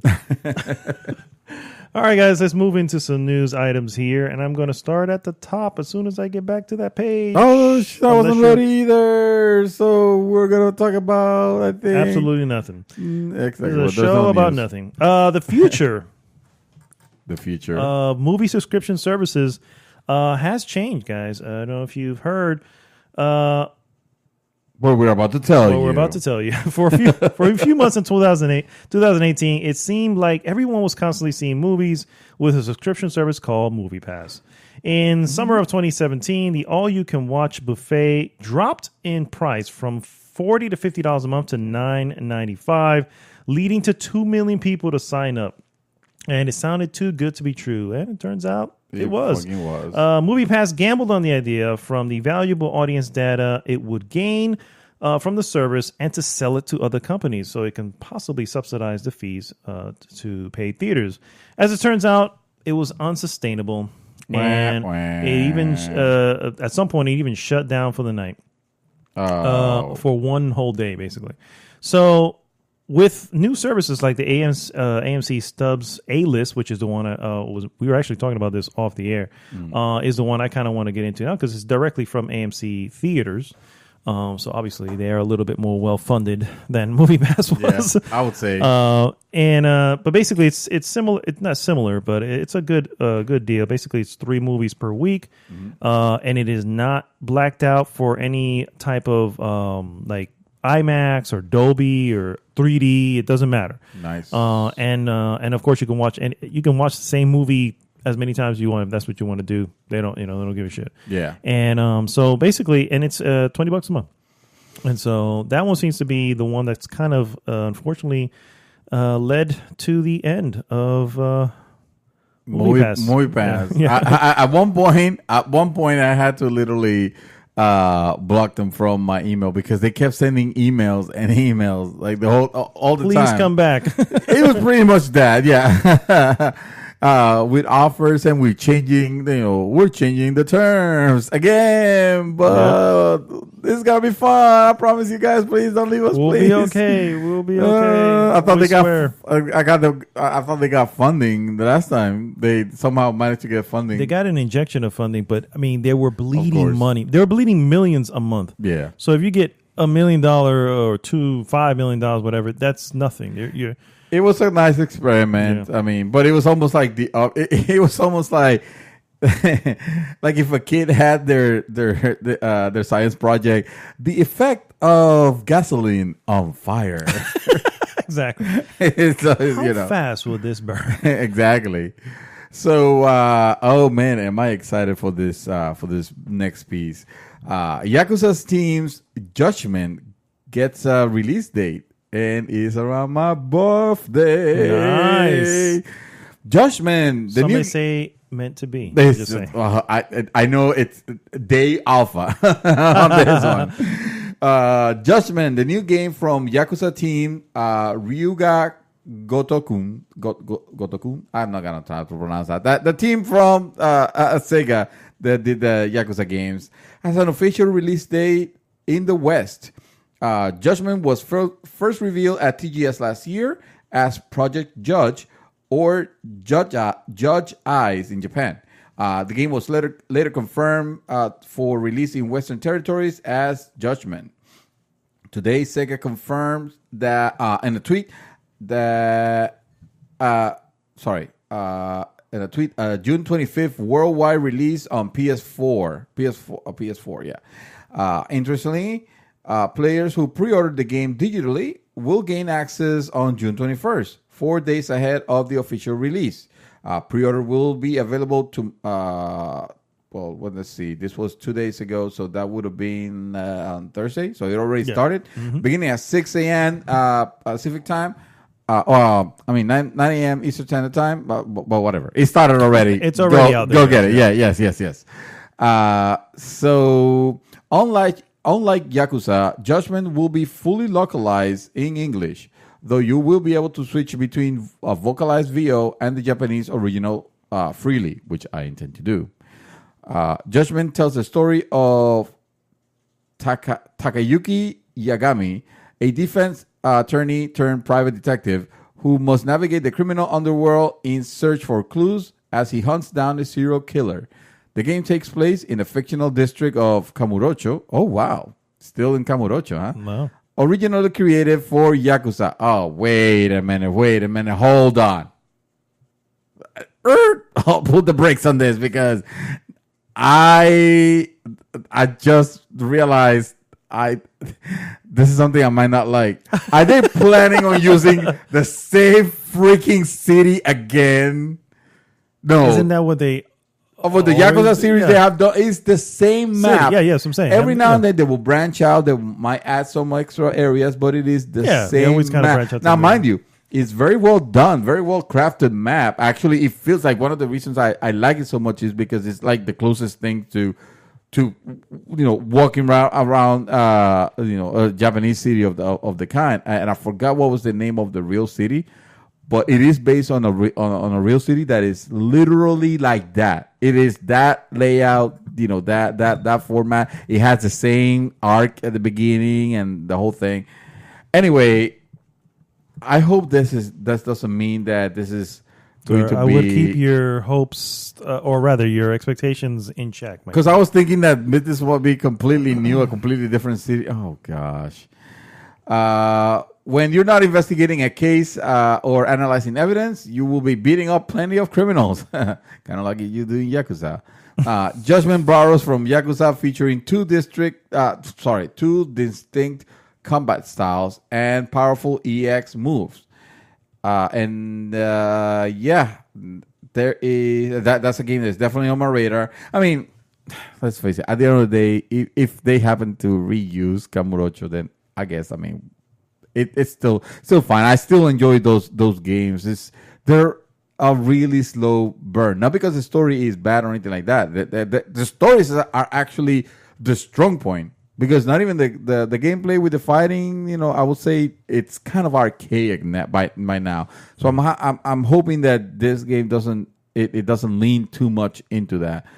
But even that, the stories that are told are so amazing and so well crafted and so well done that you kind of want to continue, playing and watching. The problem is there's so many games on the series already that at some point you do get fatigued. At some point you kind of have to I can imagine, yeah. Take a break and then come back. And when you come back, it's like watching another season, another season of your favorite series. So yeah. Be on the lookout for more on that. All right, guys. Perhaps you've heard that the newest trailer for Games of Thrones Season 8 has dropped, and this time it dropped with actual footage from the season. Yes. And I have watched it more times than I care to admit right now, but it looks extremely good. One thing that they did boast is that this season, final season, may feature the longest battle ever filmed. Yeah, I know which battle. The battle that they're going to be releasing around the same time as Endgame, right? Really? I honestly, in truth, I took a moment and said, Marvel, you don't stand a chance, guys. You should really move the release date. I'm just saying. I don't know about that, but I'll follow you. To give you an example here, the last major battle that they had, which was an amazing battle, the Battle of the Bastards, took 25 days of shooting. This season's final episode took 11 weeks. Wow. With most of the shooting happening at night. So, sir, my excitement levels for this freaking season are through the roof. Are you going to at all catch up with it? I'm gonna because at this point the hype is so palpable that I have no choice. Even against my will, I will. But against my will. No. I say it like that jokingly, but seriously, I love Game of Thrones. I'm huge fan, and I do want to get back to the series and see how it ends, because I am super duper curious about how this is actually gonna end up being, and I'm a little concerned with the fact that it might. Well, actually, I shouldn't be, because if anything, if you should learn anything from Game of Thrones, is that your expectations are always gonna be you're gonna be in for a surprise. Correct, all the time. Although if there's one thing I can say about a television series, it is, and even, movies in general, it is not easy to stick the landing. And the landing for a television series is its final season. It's like we have to the final show, the final season, the season itself, and it's hard to do. So part of me is trying to keep my expectations in check a little bit here because I'm just like, it's possible it's not going to live up to what I'm hoping. Plus, we also don't know the turns that they're taking. Saying characters that I probably want to make it to the end may not. And stuff like that. So time will tell. The final season will begin airing, guys, April 14th, and I cannot wait. I cannot wait either. There's only 6 episodes. Bummer, I know. But they're the longest. Yeah, they said that. They said that for last season, and they went from 59 minutes to like 61. An hour and 6. Like, oh God, yeah. So hopefully you won't have to wait too long for this. I know you'll be very excited to learn that Nintendo announces the Labo VR kit for Switch. I know it. I know you are also known impressed. as Google Cardboard. The Google Cardboard. I know what kind of crap is like. Come on, guys. I mean, to be fair, yeah. I mean, seriously, Google did this first. Yeah. Or not Google. Google. Yeah, it was Google. Yeah. But I guess you'll be able to see Mario in 3D now or some shit. Sure. Coming from absolutely nowhere, Nintendo just announced a new virtual reality set for the Nintendo Switch, which will make the platform's Labo cardboard building concept, which is made of that concept. The full pack's name is the Nintendo Labo VR Kit, and it will come in 2 versions. The full set for $80 that includes software, goggles, and 5 cardboard designs. And the smaller starter kit, $40, which includes the goggles, and I was gonna say the Googles, and one of the designs, which is like a blaster rifle of sort. Anyone who only builds the smaller set will be able to buy the additional designs as an expansion on. Note that this is just a virtual reality set for the Labo. This won't certainly let you play Breath of the Wild in VR. Although, you're gonna wish you could. The VR kit will be available in North America on April the 12th. So, Labo, I guess they're still making it. That's still a thing. It's still a thing, evidently. Well, E3 is looking more and more bleak these days, guys. Or more and more sunny. I guess, yeah, depends how you look at it. Yeah. Electronic Arts will return to Los Angeles ahead of E3 2019 for its annual EA Play event. Boo. But the publisher's independent show will be quite different this year. EA is foregoing the traditional press conference in favor of a series of live streams. Yay! EA 2019 will, quote, see less talk and more play, end quote. Electronic Arts said in an announcement. The 3-day event will kick off Friday, June 7th with a new style of presentation. We're skipping the press conferences this year and are replacing it with multiple live streams that will air during the first 2 days of the event. Bringing you more of what you want. Bringing you more of what you've told us you want. More gameplay and insights from the teams making the games. E3 2019 itself takes place Tuesday, June 11th through the Thursday, June 13th at Los Angeles Convention Center. I don't know, dude. I still have time off for that week, but more and more, I'm like, I don't know if you need. Yeah, I mean, you don't need the whole week. You only need. I only took. Yeah, the first couple days. Yeah, but now I don't know. I tell you what, you should keep. And I know this is gonna sound silly. I mean, I'm still doing it. It's still a holiday. It's still holiday. Yeah, it's still the gaming holiday. Regardless, and it is very barren. It feels weird, and it's kind of depressing a little bit because I don't know if you remember, but there was a few E3s. Or at least a couple, way back when the whole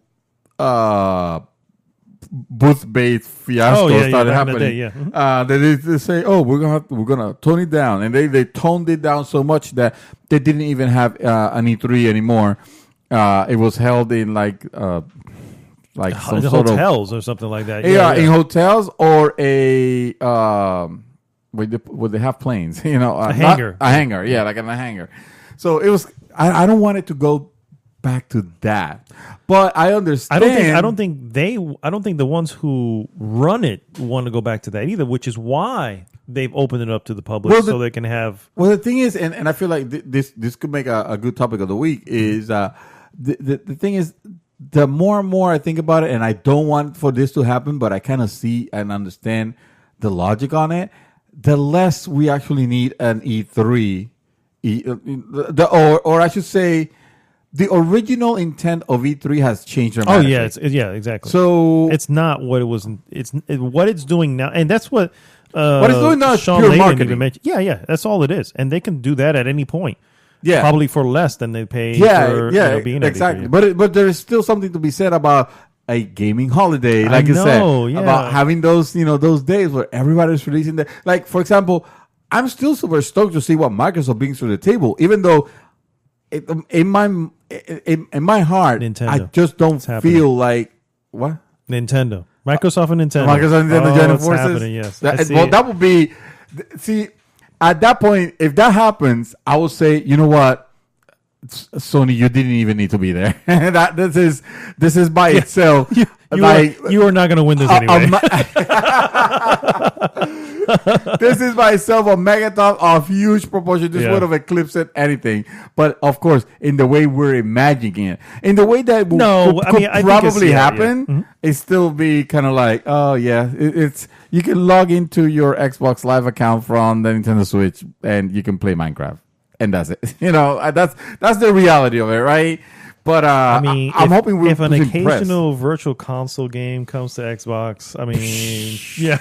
Well, hey, Microsoft decides to embrace this. This will make an awesome topic of the week. I think it would. Yeah. If they embrace the streaming service and they say, we got this console, but in reality, this is how the world's gonna turn from now, and they dictate that.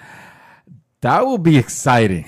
I'm not going to lie. I mean, I'm not a huge fan of streaming because I don't feel like it's still there yet, but I'm open to seeing how far we have come, since the early days of Gaikai and stuff like that. For example, there is a service that Google was beta testing, actually, that you could for participating on that test, you actually got to play Assassin's Creed Odyssey for free. Yep. And apparently it works. And the reports were that it works fantastic. You could be playing that on like a crappy like Windows 98 laptop it on freaking what do you call those? The little notebook type thing. Oh, the tablets and stuff like that? Not the tablet, but the real. What do they call the Microsoft? The Surface. The little ones. Yeah. They're playing it on that, and that shit was looking fine. That is incredible. And hey, you better believe Sony will retaliate with its technology of its own. Remember, Sony owns Gaikai, or not own, but basically Sony.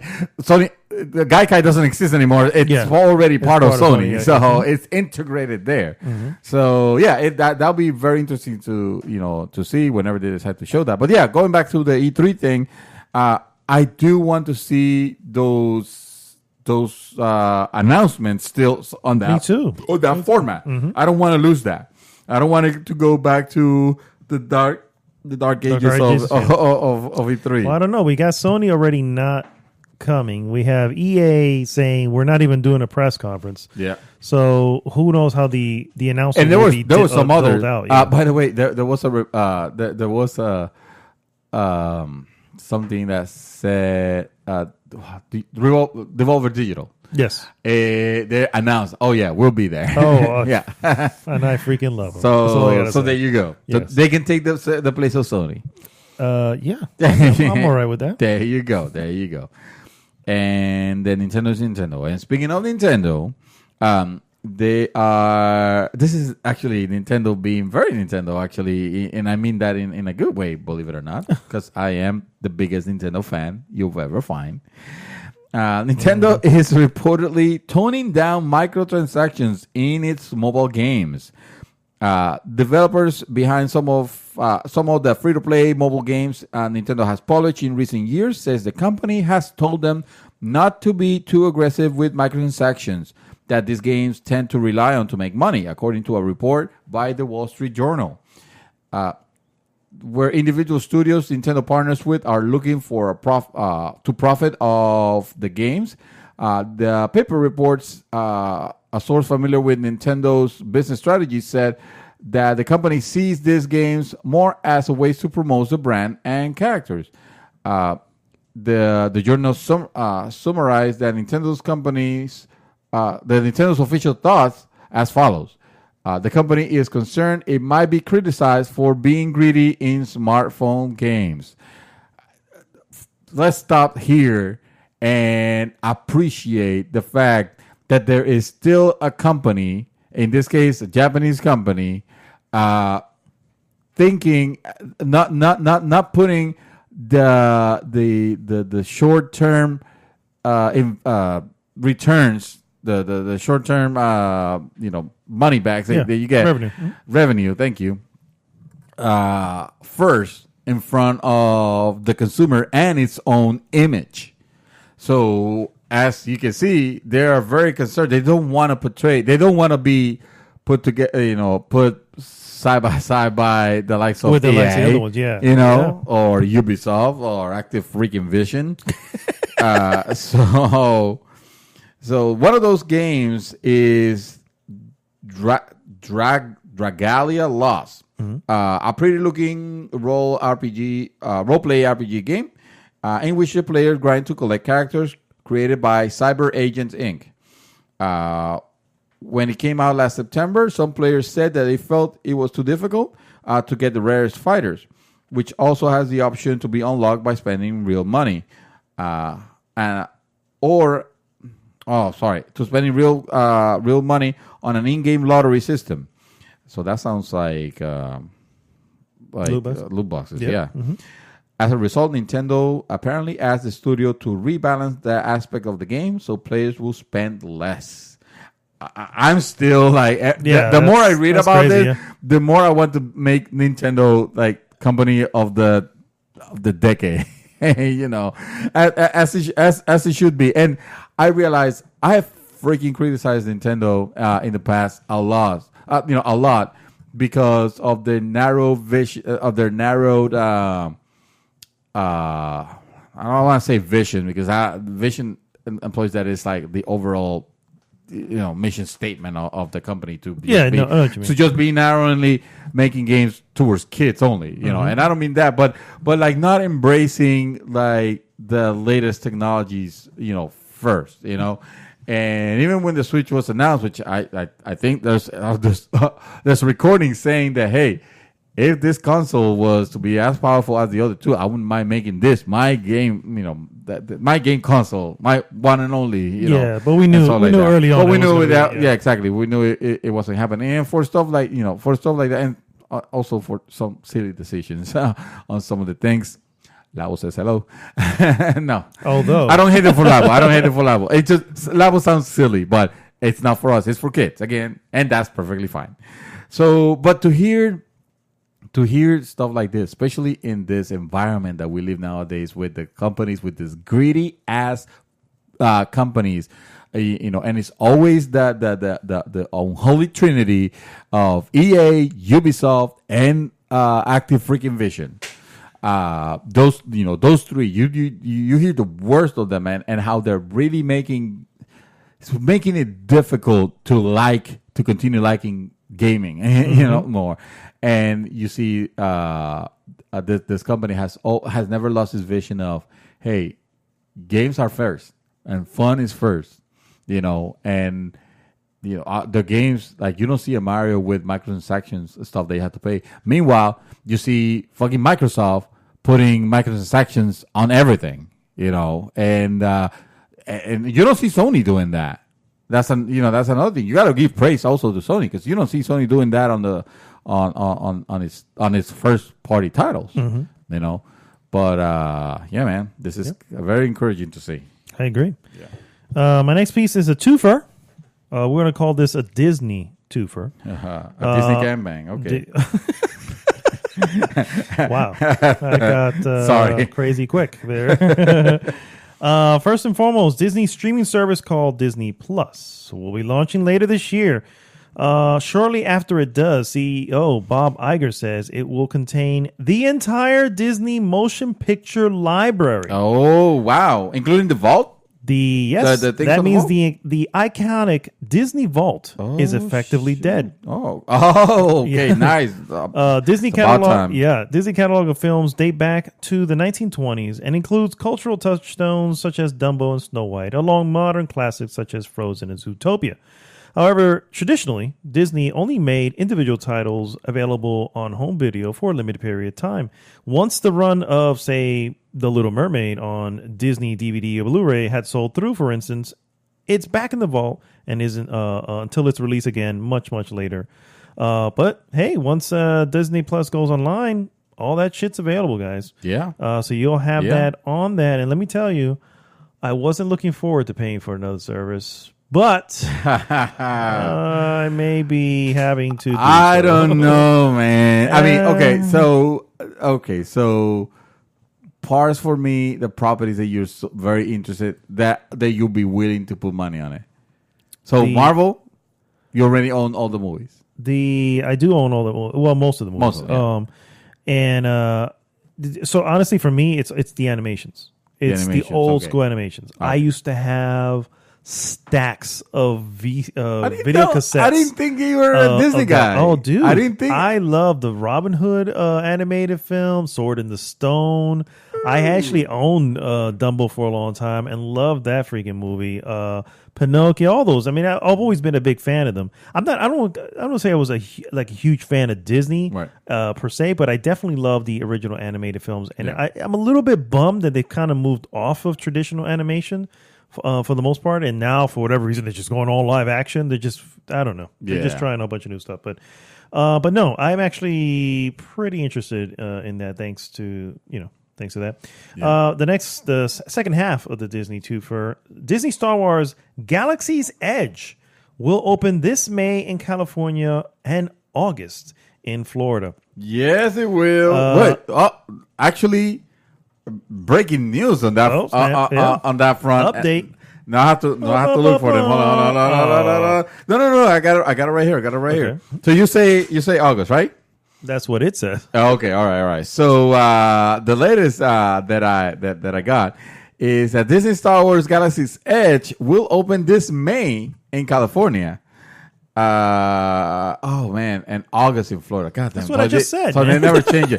I thought it was because I thought I heard you because the news was that they made it they were opening it sooner. And you say August. It is much sooner than expected. And I thought that you meant like both of them were gonna be in August, and I was like, oh no, I heard it was May for both of them. But no, it's still freaking. Yeah, these are the newest theme park lands. They're opening much sooner than expected, which is much sooner. Guests can visit a galaxy far, far away at Disney Park in Anaheim, California, May 31st, and in Orlando, Florida, August 29th. The announcements of those dates, which came today. Today during the Disney's annual shareholder meeting in St. Louis, Missouri, is a full month earlier than previously expected. So a full month. Okay, so it was all right. So instead of September, they just made it August. Okay, so that's correct. There is a trade-off, however. Bob Iger, the CEO, explained to a crowd of investors, Galaxy's Edge will be opening with only one of its two proposed marquee attractions, Millennium Falcon Smuggler's Run, which put fans in the cockpit of Han Solo's iconic starship, will be ready for opening day. Star Wars Rise of the Resistance is a much longer ride, will not instead arrive later this year. So that's the only caveat there. Yeah, all right. So now I'm not a lot less excited because I thought it was happening in May. I was already texting my sister like, hey, So Need those tickets. yes, yeah. Although it you have to make some sort of weird reservation. I don't know what's going on, but I bet that if I could go in, I would not be able to. They'll probably have blackouts for employees as they usually do. Yeah. That Makes sucks. sense. That sucks. All right, so Halo 6 could have a great and unique battle royale. Oh. And by the way, that's not my thought. This is the what was written on GameSpot.com.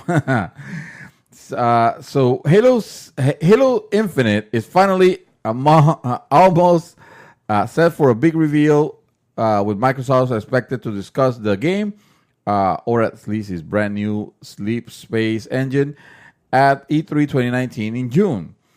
Among the questions that has long been brewing about Halo Infinite is whether or not it will feature a Battle Royale mode. Halo competitors Call of Duty has a Battle Royale in Black Ops 4. And of course, with Battlefield 5, they have Firestorm, which, by the way, there was a video that leaked that was showing kind of like Gameplay? Gameplay of that Battle Royale.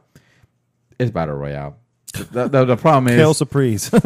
it's gonna be. I mean, it's Battle Royale. It has.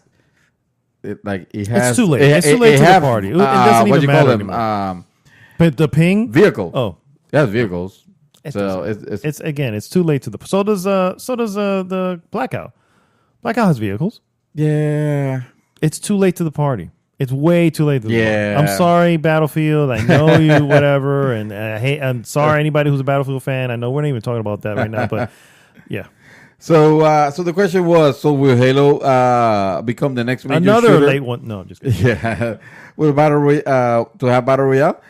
In a new GameSpot video feature, Eddie and Ed discussed whether or not Battle Royale mode would make sense within the Halo universe. In the video, they talk about if Halo Infinite should be the first. No, should just be the latest pillar on the Halo universe multiplayer. Shoot, man, this is actually, I am reading this completely wrong. In the video, we talk about if Halo Infinite should just be the latest pillar in the Halo multiplayer, joining Arena and Warzone, or if Microsoft will be smarter to release a standalone spin-off. They evidently that is. There's still unknowns on that. Mm-hmm. There is it's a known. Come on now, I'm putting it here. It will include it. We're saying Mad Dog says it will happen. It will have some truncated. makes sense, right? Because what else are you gonna do? I feel like no one is not literally, but that's the talk right now. Battle Royale is the big thing. To release a game where you have team. Deathmatch, yeah, or Slayer or whatever they want to call it. Oh, that's old news. Nobody gets excited about that anymore. It doesn't matter if it's. You can have that mode, but you got to have the battle royale. I mean, first off, I think it's going to be I hate to say this. I really, really hate this. I think it's going to be a constantly online game. It's going to have one of those big worlds. It's going to be Halo as you know it, but. A little bit different. It's going to have its battle royale mode. It's going to have your team deathmatch. It's going to have all this stuff because it has to have all that stuff. Yeah. But it's also going to be a consistently online game. I'm positive of it. I think this is the point where I feel like battle royale have already reached its peak. Right? Its peak, yeah. Yeah. We have and I don't mean it with Apex. I mean, honestly, if I were to be very, very truthful, I mean it with Fortnite. Apex, for as much as I really like it, and I really want it to be the battle royale that everybody's playing, and having fun, because obviously the more population to play, that better. But I feel like that's going to be the. I want to say the Dota to League of Legends, but I think League of Legends is bigger than Dota. I wouldn't know. I don't know. So I'm not gonna say it because I'm not sure if it works. But it's gonna feel like second field to Fortnite, unfortunately, because Fortnite's everywhere. You can play it anywhere. You still can only play Apex on your major consoles and PC. True. You can't play it on your mobile device. And realistically, I still say, to me personally, Apex is the better of the battle royale. I like it. I like it more. I think I will go back to it more often. Yeah. That all said, I'm not going to go back to it unless somebody's playing it. I'm not going to just go off on my own to do it because it's just not my type of game. It's a game that you enjoy with your peeps. A party, But even then, that fades. You know what I mean? And you move on, and that's what it is. Everybody's always playing something. Well, it fades for us. For us, obviously, there are people that will be their game of the year. Literally, that they'll be playing that nonstop. Just like people did that with Fortnite, and they don't even know how to play, another game. So, by the way, before you go into your next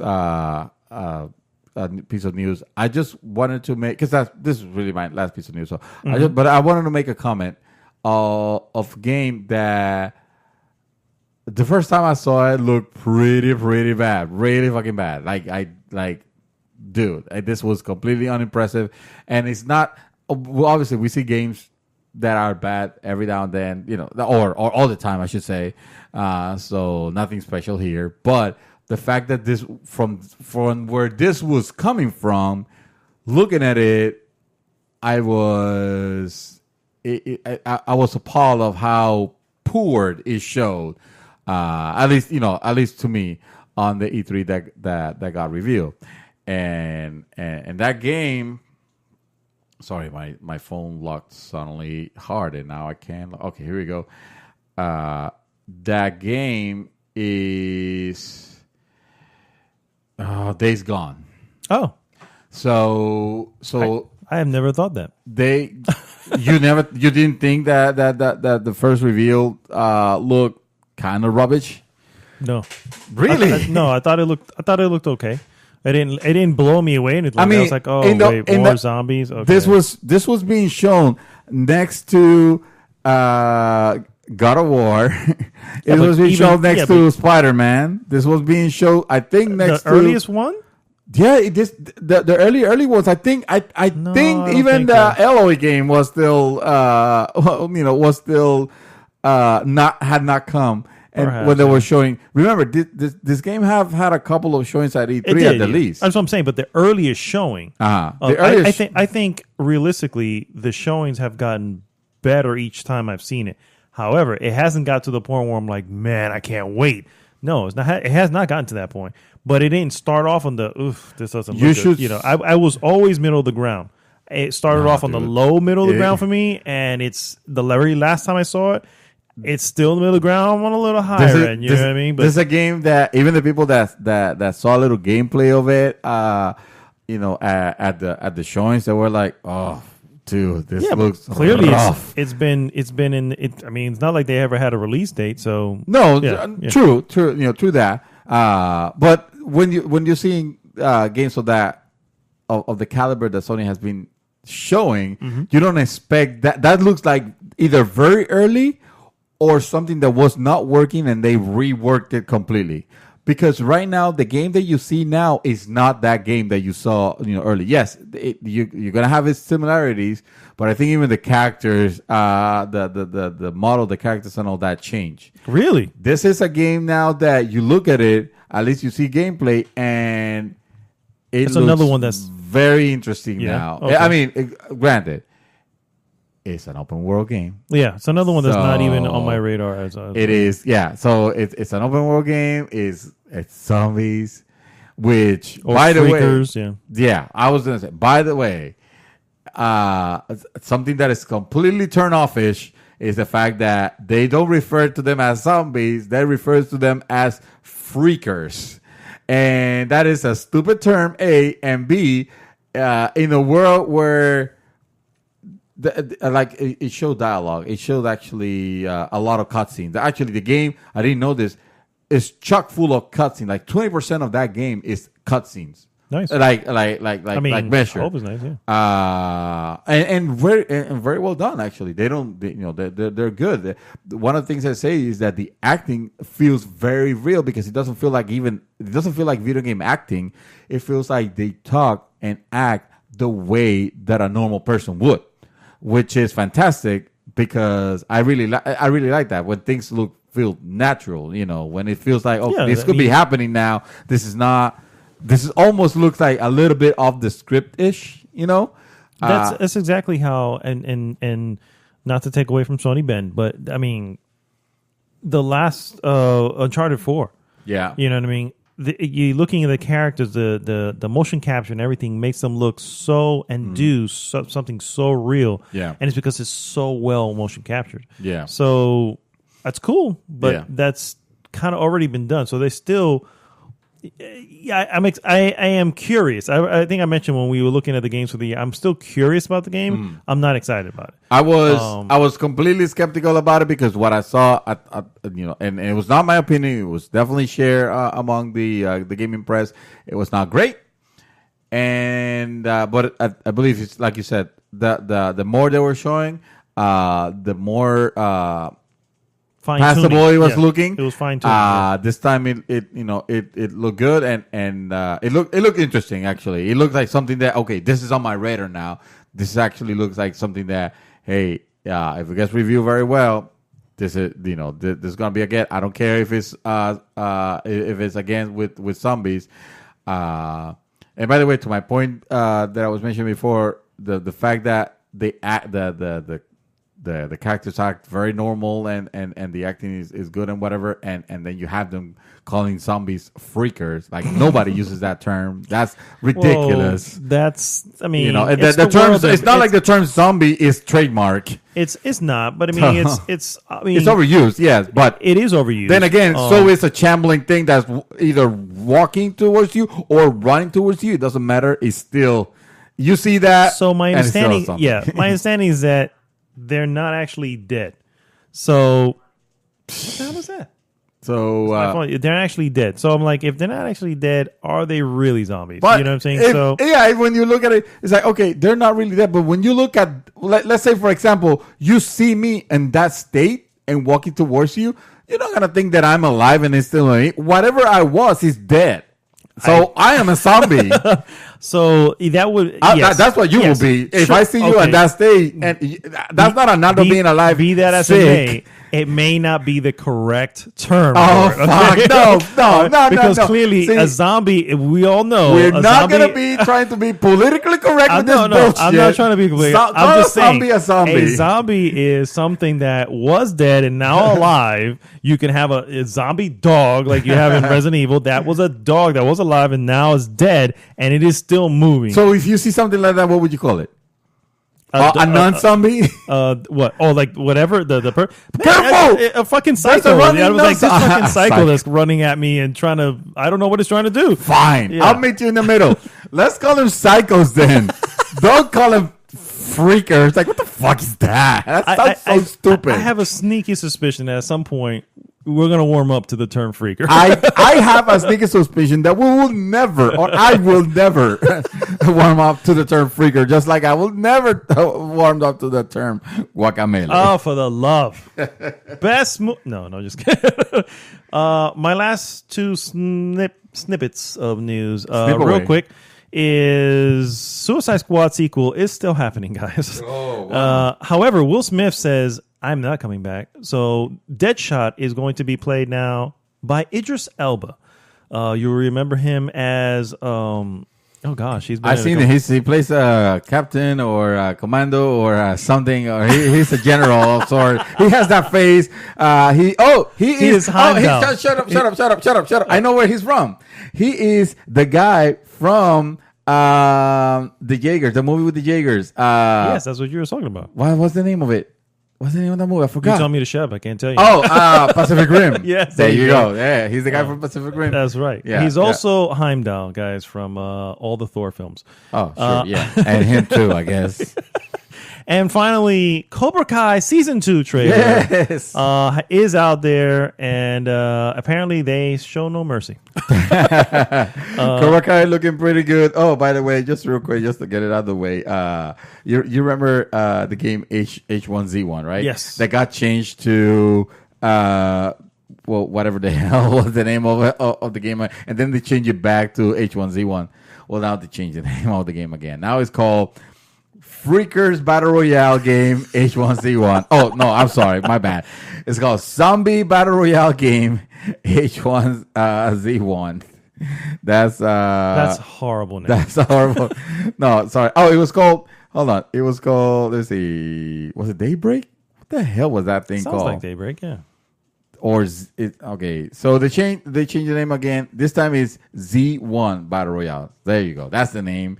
Because they need to make sure that you know. By the way, this is a battle royale game. Yeah, this is a battle royale. They have zombies. No one cares. No one's gonna buy this game.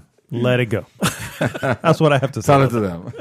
Let it go. All right, guys. We'll be right back with our Hot Topic.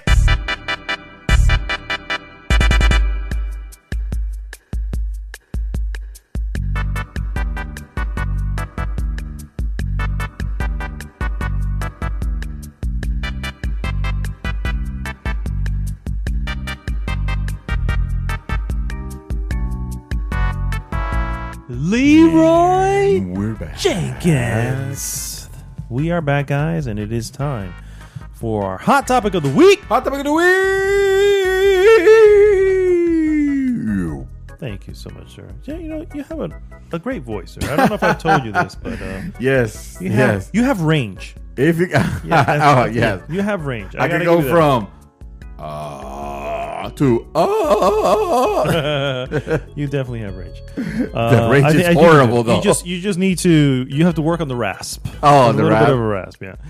Yeah. When is artistic expression too much? That is a hot topic, guys. We actually, just to get a feel for the games that basically come to mind when this topic comes up. We played to completion House Party, and Arnaldo now wants a PC. He owns a PC, so he's getting a copy now. So congratulations. Sir, realistically, sir, I remember you showing me some of that. Did I? I think you showed me just like images, like just the. Yeah. And I didn't want to see too much, but I'm like, if I really wanted something like that, I'd just buy a damn porno, dude. Why would I go through all that? I didn't show you those images, though. I'm pretty sure.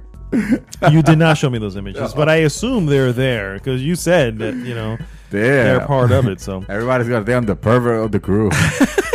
Hey, only Jason knows if that. The shoe fits. No, I'm just kidding. I'm just kidding. So. Anyway, so the reason we bring this, honestly, the main reason we bring this up is very recently, that's one of our news items that we've pushed into the hot topic. Yes. A game came out to Steam, and it was called Rape Day. And yes, you guys heard right. Yeah, Rape Day. So Rape. That's essentially what the game entails. And you play as Boss. Is what it looks like, is the name of the character. It's sort of a visual novel type of game. And anyway, and we use the term game very loosely. Yeah, very loosely. So honestly, that has been flagged. Steam has already removed it from their library. Yes, they have. And it's not you can't. I'm not sure where else you can get it. I'm sure you can get it directly from the developer. Yeah. But other than that, it's nowhere to be seen. So we first off, how do you feel about Steam's reaction to this game, sir? The reaction to yeah. Well, here's my honest opinion. I think Steam has handled this poorly in the sense of, I understand they want to want to have a handoffish approach to moderating this games. I don't condone it. I think games I don't believe in I don't want games to be like censored or anything like that. That's not what I'm telling, but there are some type of items that could barely be called games. They're just there for either the shock factor or the stupid the stupidity factor. When you have a bunch of asset flips. Yes, it's clear that Rape Day was more about the shot. Exactly. Because when you look at it, when you look at the graphic and quote unquote gameplay of it, it looks very silly. It doesn't. There's zero production values on this thing. This thing looks as base Unity asset flip as you can possibly get. So real quick, explain asset flip for anyone who doesn't know. Okay, so an asset flips it's a term that we use on most games that are, or most let's call them games for lack of a better term. PC games. Well, of course they come on PC because you can do this on PC. You can't do it on console for the most part. Well, for the most part, not always, because remember that game Unity with the tiger. Does that, yes. You can't. You wouldn't pass quality control on it, and of course, there's no quality control on PC because anything you can create anything and everything, which is hooray, awesome, and also shit, fuck, because you get some crap. You get some, yeah. So an asset flip will be exactly essentially. Yeah. So an asset flip will be you get a license for Unity, which sometimes it could be even free if you're a student or whatever, and they give you this game assets. They're very basically very basic things, like if you want to buy. Like if you want to have a tree or a house or a table, or stuff like that. Stuff that are in those are in games, and then just put all that together, and use it. And they use the term flip because you will buy these items from the Unity store, for example. Unfortunately, this tends to happen a lot more with the Unity engine because it lends itself to this type of practice. They have a Unity store where you can buy these assets and the license to use this item. Money off this. They make money off this, and then you can use those assets in your games. Some games, I'm not gonna lie, have been freaking amazing, and the last thing you will think is like, wow. This game was all done on the Unity engine, and it looks amazing. Wasteland 2, for example, and Shadowrun. For example, are Unity-based games that looks amazing. Like that? Shadowrun Returns, and many others that look top-notch. And then there are some literal garbage that looks very basic because they use the basic models that come out. They don't modify them in any way. They just grab them from the Unity store or from the sample that Unity gives you by itself, and then just plop it into something, and they make it look basic stuff.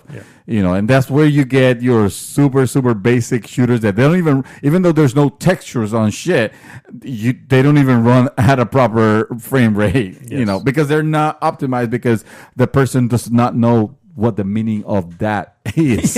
Yes, exactly. What the meaning of the term. So that's essentially what an asset flip is: grabbing the assets, making some bullshit about putting stuff and together. Yeah. It's kind of like building stuff out of crappy Legos and calling it a house. Calling it a house, exactly. Yeah. Exactly. So most people, so a lot of super unquote developers or people that pretend to be developers, they put this stuff on the store because if they can make $20 out of it, in a month, hey, that's $20 that they did, and Steam doesn't have it used to be that Steam didn't care. Mm-hmm. Now they have an approach where anything that is kind of like trolly, kind of, or it has a well, I unfortunately I don't have the actual list of the things that they go by. They have a couple. They have some rules, guidelines. They have some guidelines. The problem is that they're still very, very, very loose. And for as loose as it is, like you can find porn games on Steam now. Mm-hmm. That is open. That didn't used to be the case. but Steam has allowed adult games to be available, and there's nothing wrong with with having adult games. We're adults, Yeah, and most gamers are. Most gamers are. The problem with adult games is that most of them are just garbage for the titty faction, for the factor. value that they're trying to sell. Yeah. You never find games that are like very well, like high production values, but it's an AO game because it's adult. Unfortunately, you don't see that because let's face it, those type of games don't tend to sell to mass market.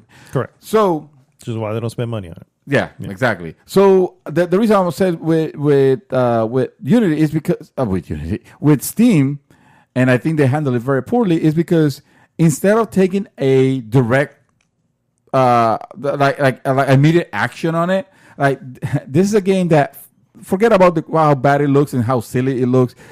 The message on it was very fucked up. Yeah. It was basically, it's rape day. The guy goes in.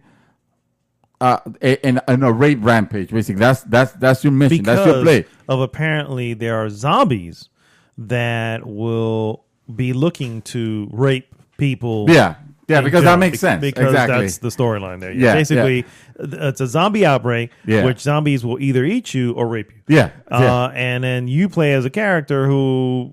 Well, might as well since I want to die. Exactly. End of the world. Why not? Why not? Exactly. So the same way as the game Active Shooter came out at one point, which we also saw gameplay. It looked terrible. Horrible. It can hardly be called a game. Yeah. It was really bad. Super. This is. I seen Atari 2600 games look better. It can't even be what they. So when that game came out, it's called Active Shooter, right? So which is a school shooting simulator, I guess. Except that. The bullshit thing that they mentioned at that point is this is more of a training tool, and you look at it and go, there's nothing here for training for anything. This is just somebody made a map of a school that was probably already available in Unity automatically, and they just put guns on it. Yep. They put a couple of characters which doesn't even look like children, but whatever. They just put characters there and start shooting. And after you shoot people, it goes into slow motion, but very crappy slow motion. And it is obvious. I mean, this was terrible. Yeah, terrible. It was disgusting. Yeah. But again, disgusting in the sense that one, what it was, but two, it was a disgusting looking game. Yeah. I mean, whenever he turned, I was like, ooh, I'm feeling a little nauseous. You feel nauseous because the framework was definitely not there. Yeah. But again, it's a subject matter that goes beyond there is. I understand there's the need to not have censorship, but there is a line. But if you don't want to believe there is a line, then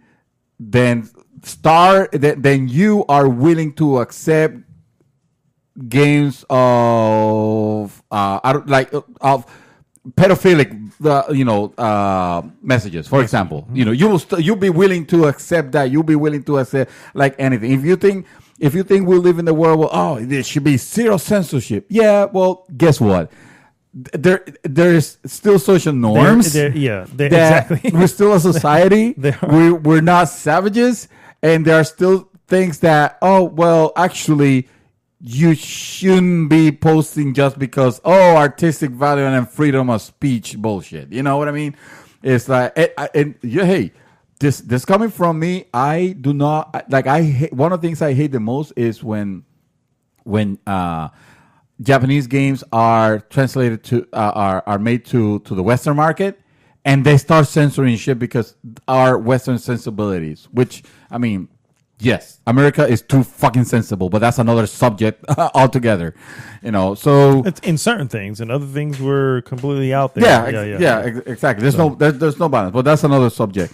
So to not be offensive or because of cultural differences, or even though the game takes place in fucking Japan, because of cultural differences, we're gonna take away this, this part, or we're gonna change whatever it is, and that shit annoys me because I like to play my games the way that the developers meant them. What they meant to give to the masses. Exactly. So I don't like censorship, and I don't care about seeing if if you're gonna give me something that is shocking, like let's say for example, fucking Call of Duty with at the beginning, because they overdid this over and over to the point where it was like whatever, dude, it's completely expected. But at the beginning, the no Russian level, you're killing just a bunch of civilians. That was kind of fucked up. The first thing on a Russian airport, exactly. That level was kind of fucked up, even though you didn't have to shoot anybody, But then again, you were trying to blend in with the terrorists that were actually doing that. So that thing was super, super fucked up. The first time you see it, but it was delivered. It was delivered well because of the purpose. It had a purpose behind it. Yeah, exactly. There was a reason behind it. There was an artistic reason, for it. It was more than just let's just throw shock value for shock value. And it was meant to. It was part of the story. Yeah, and it was meant to give you pause. Yes, you know what I'm saying. Exactly. It was meant for you to go, damn. Exactly. Whoa. You know what I mean. It's not for like. And you had an option. You had an option of taking it out of if you don't want to play that, level. You just the shocking parts. Don't play those. It actually gave you an option.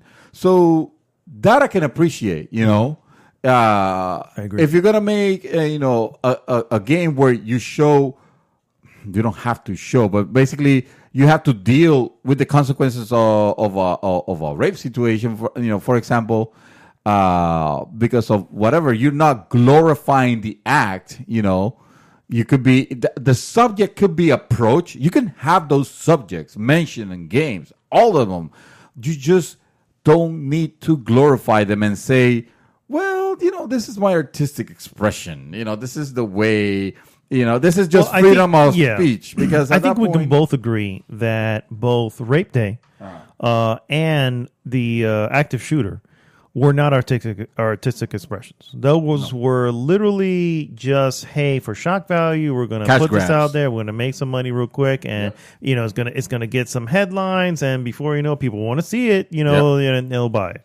And I'm gonna be the icon of the people that are tired of games being censored and not being able to stream this on Switch, And I'm gonna call my game Rape Day because that way it'll be shocking. And It's so transparent. It is ridiculously transparent. Yeah. Now that said, we also saw another game which ran into some of the issues with this, which is called Hatred. Yeah. Which was the story of a serial killer who just appears to be a shooting rabbit. He's just a serial killer for a serial killer's sake. Yeah. And that one was much more well developed. And in the sense that it looked and ran extremely well. It was not stylized pretty well as well. Yeah, it was very stylized. It's like if you look at this game, aside from the shock value of just killing random bystanders and it by itself not being a great game, like it reviewed very poorly. I think it's like at a 4. Right now. But you look at it for instance, and you can see that someone took the time to craft this, or a group. I don't know if it was a person or a team, but someone was actually. They have the intention of making, a game that was very artistic in its design, very very specific in its design.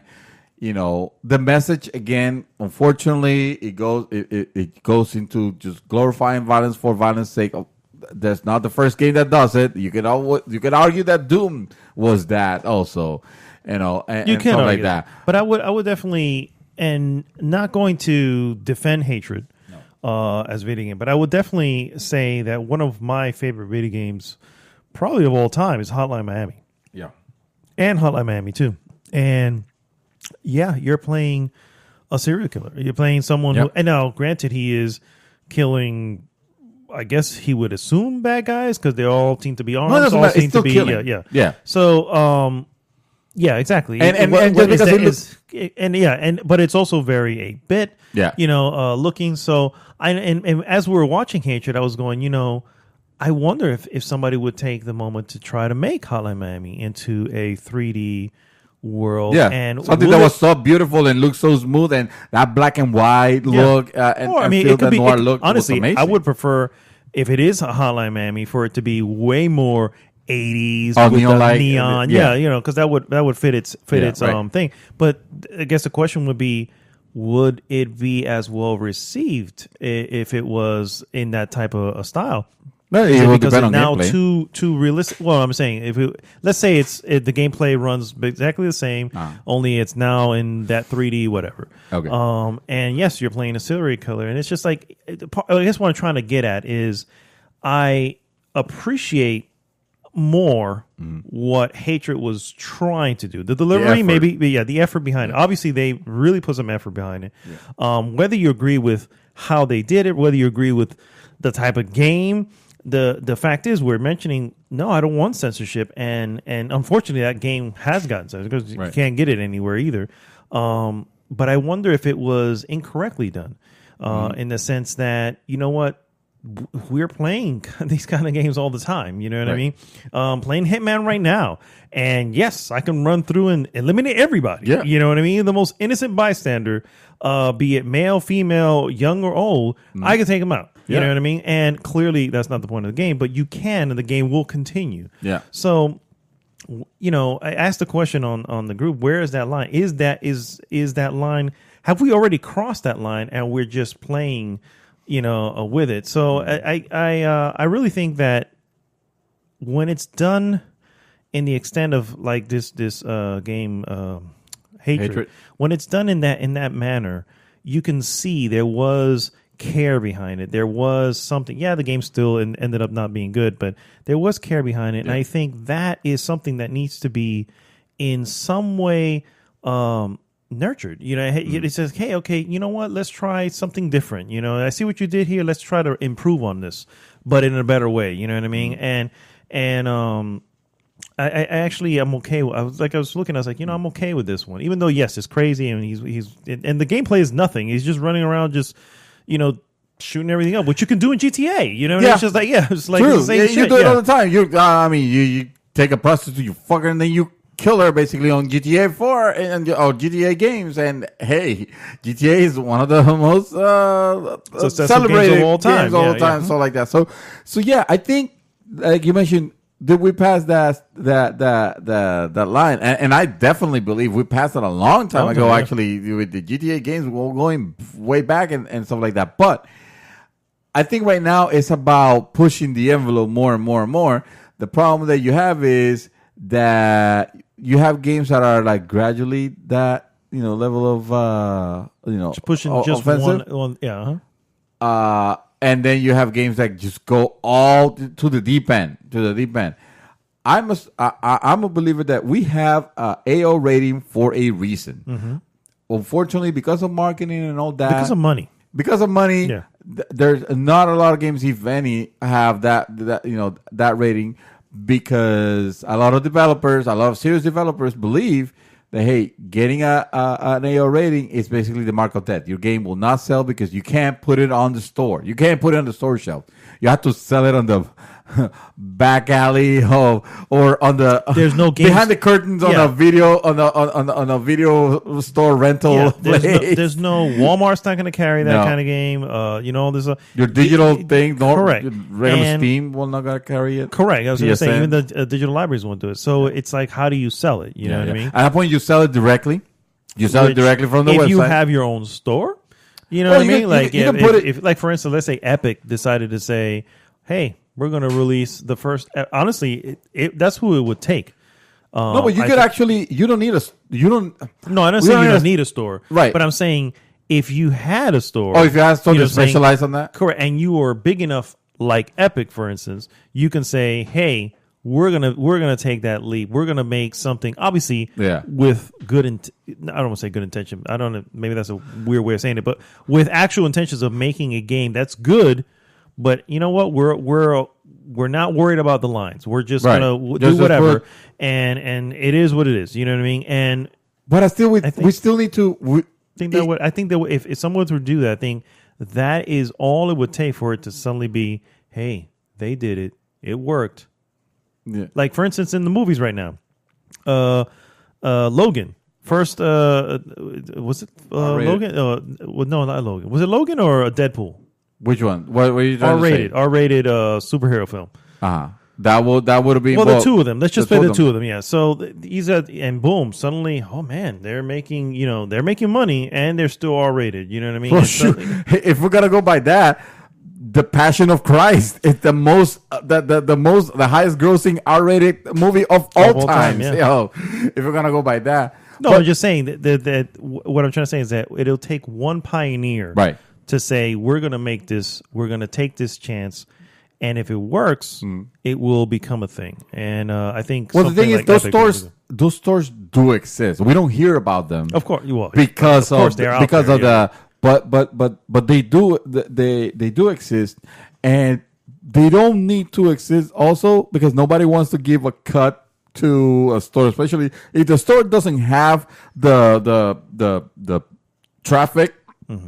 Nobody wants to care about giving them a cut. Why would they? I can just host my game on my website, ask for a PayPal payment, and let you download it directly. From my own house. Yeah. So From my server, yeah. From my server, exactly. So that already happens. That those games are out there, and especially if you want to delve into that into that ecosystem.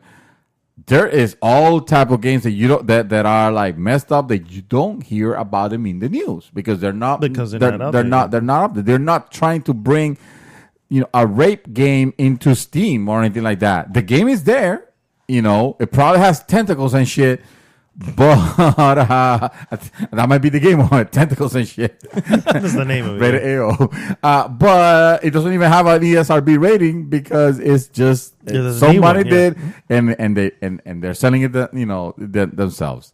So, but what you have to remember is, even with those stores, even if Epic and Steam and all those were to have an open.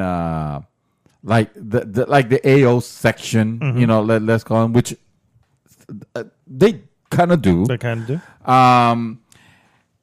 You still have to be mindful of the stuff of the type of stuff that you are willing to host. For example, if this was a video game, if this was a let's say to use the video game, not video game, the movie, the VHS. You remember what do you call those? The video clubs.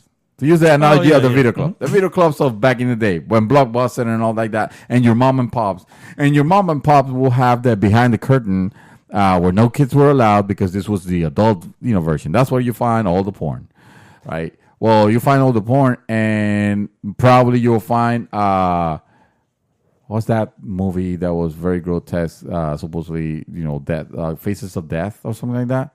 Sure, it was a movie. It was a movie about just acts of violence, acts of violence and stuff like that. Yeah.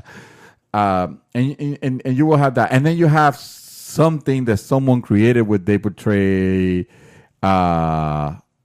real women getting raped or guys or murder or real murder, stuff like that. You're not gonna carry that shit in your games in your video club. Just because someone did it and it's like available and you think somebody's gonna grab it, just like you wouldn't host child porn on the Pornhub. You know what I mean? It's like just because you are able doesn't mean that you should.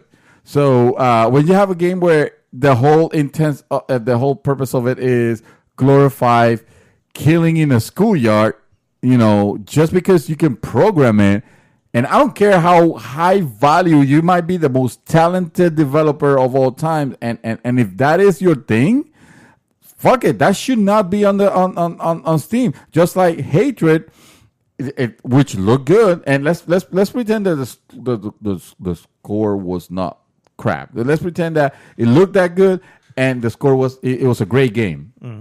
I'm sure the narrative would have been a little different on that. But, sure, yeah.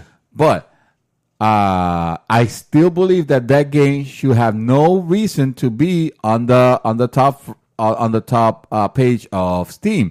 It should be on Steam, sure. Just put it, put it on the background. Yeah, put it in the background behind a what you call it, a H gate, or don't have it at all. You know, how to have it at all. Who cares? I mean, if there's Sony and Microsoft, for example, they have guidelines that are strict, but it's because of that, to protect, because you don't want just anything and everything coming into and they don't, and I don't mean anything by anything like Life of the Tiger. I mean like anything and everything like tactical shooter or like rape day or tactical shooter or whatever it's called, you know, stuff like that. Active shooter. Yeah. We actually have a comment on our post here for the hot topic from a gentleman called Chaos Reaper.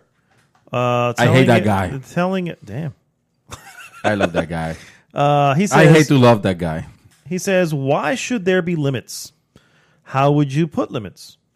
If we let movies and books run rampant with all sorts of taboo subjects, and then in parentheses puts underage gangbang in the story It, then why not games? That's the thing about freedom. Some will push the boundaries and others will use those boundaries as a starting line for a marathon. Let people do what they will, and the public will respond in kind.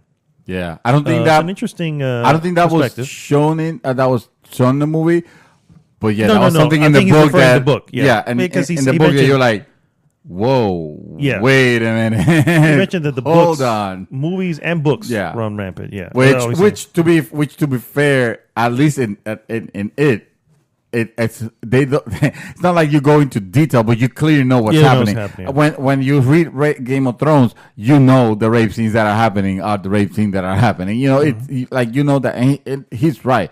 For some reason, the realm of text is you can write anything and everything, and it doesn't matter. That it's protected. That is protected. That you can write the filthiest, like most fucking destructive shit, and that's protected somehow because it's just letters and you know whatever. And it's whatever you're imagining is your own doing. It's your but it's funny that or funny is not the word, but it's interesting that is the case with text. But the moment you put it on an interactive mode, it's like, whoa, wait a minute, there's something wrong with it.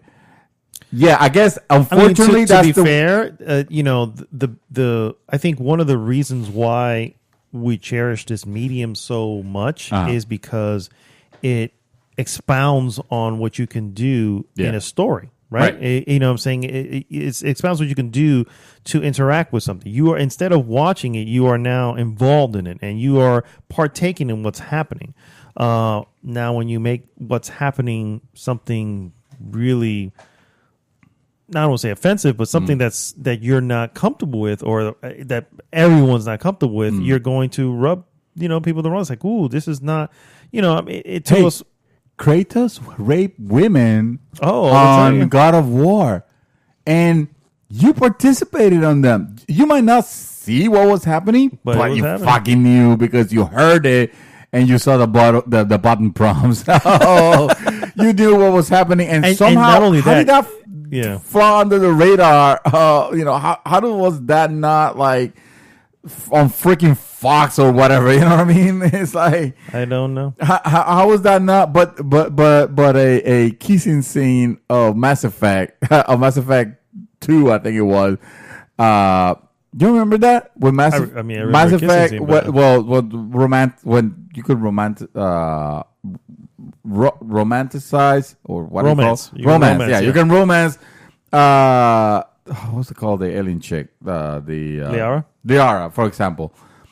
And it's supposedly that was in. It's funny how I knew that. Like on call. Yeah, that was in the news. Like there was a lady that was like out there like, and this is porn, and this is, you know, being targeted at kids and shit like that. And that was it got nasty. And what was the rating of this game? It was teens. And they it was T for teen? No, sorry, it was M. I was going to say, it should be. It was M. And then they show her the thing, and she was like, "Oh, so I guess it's not that bad." Like, bitch, did you even do research on this shit? Sir, did you?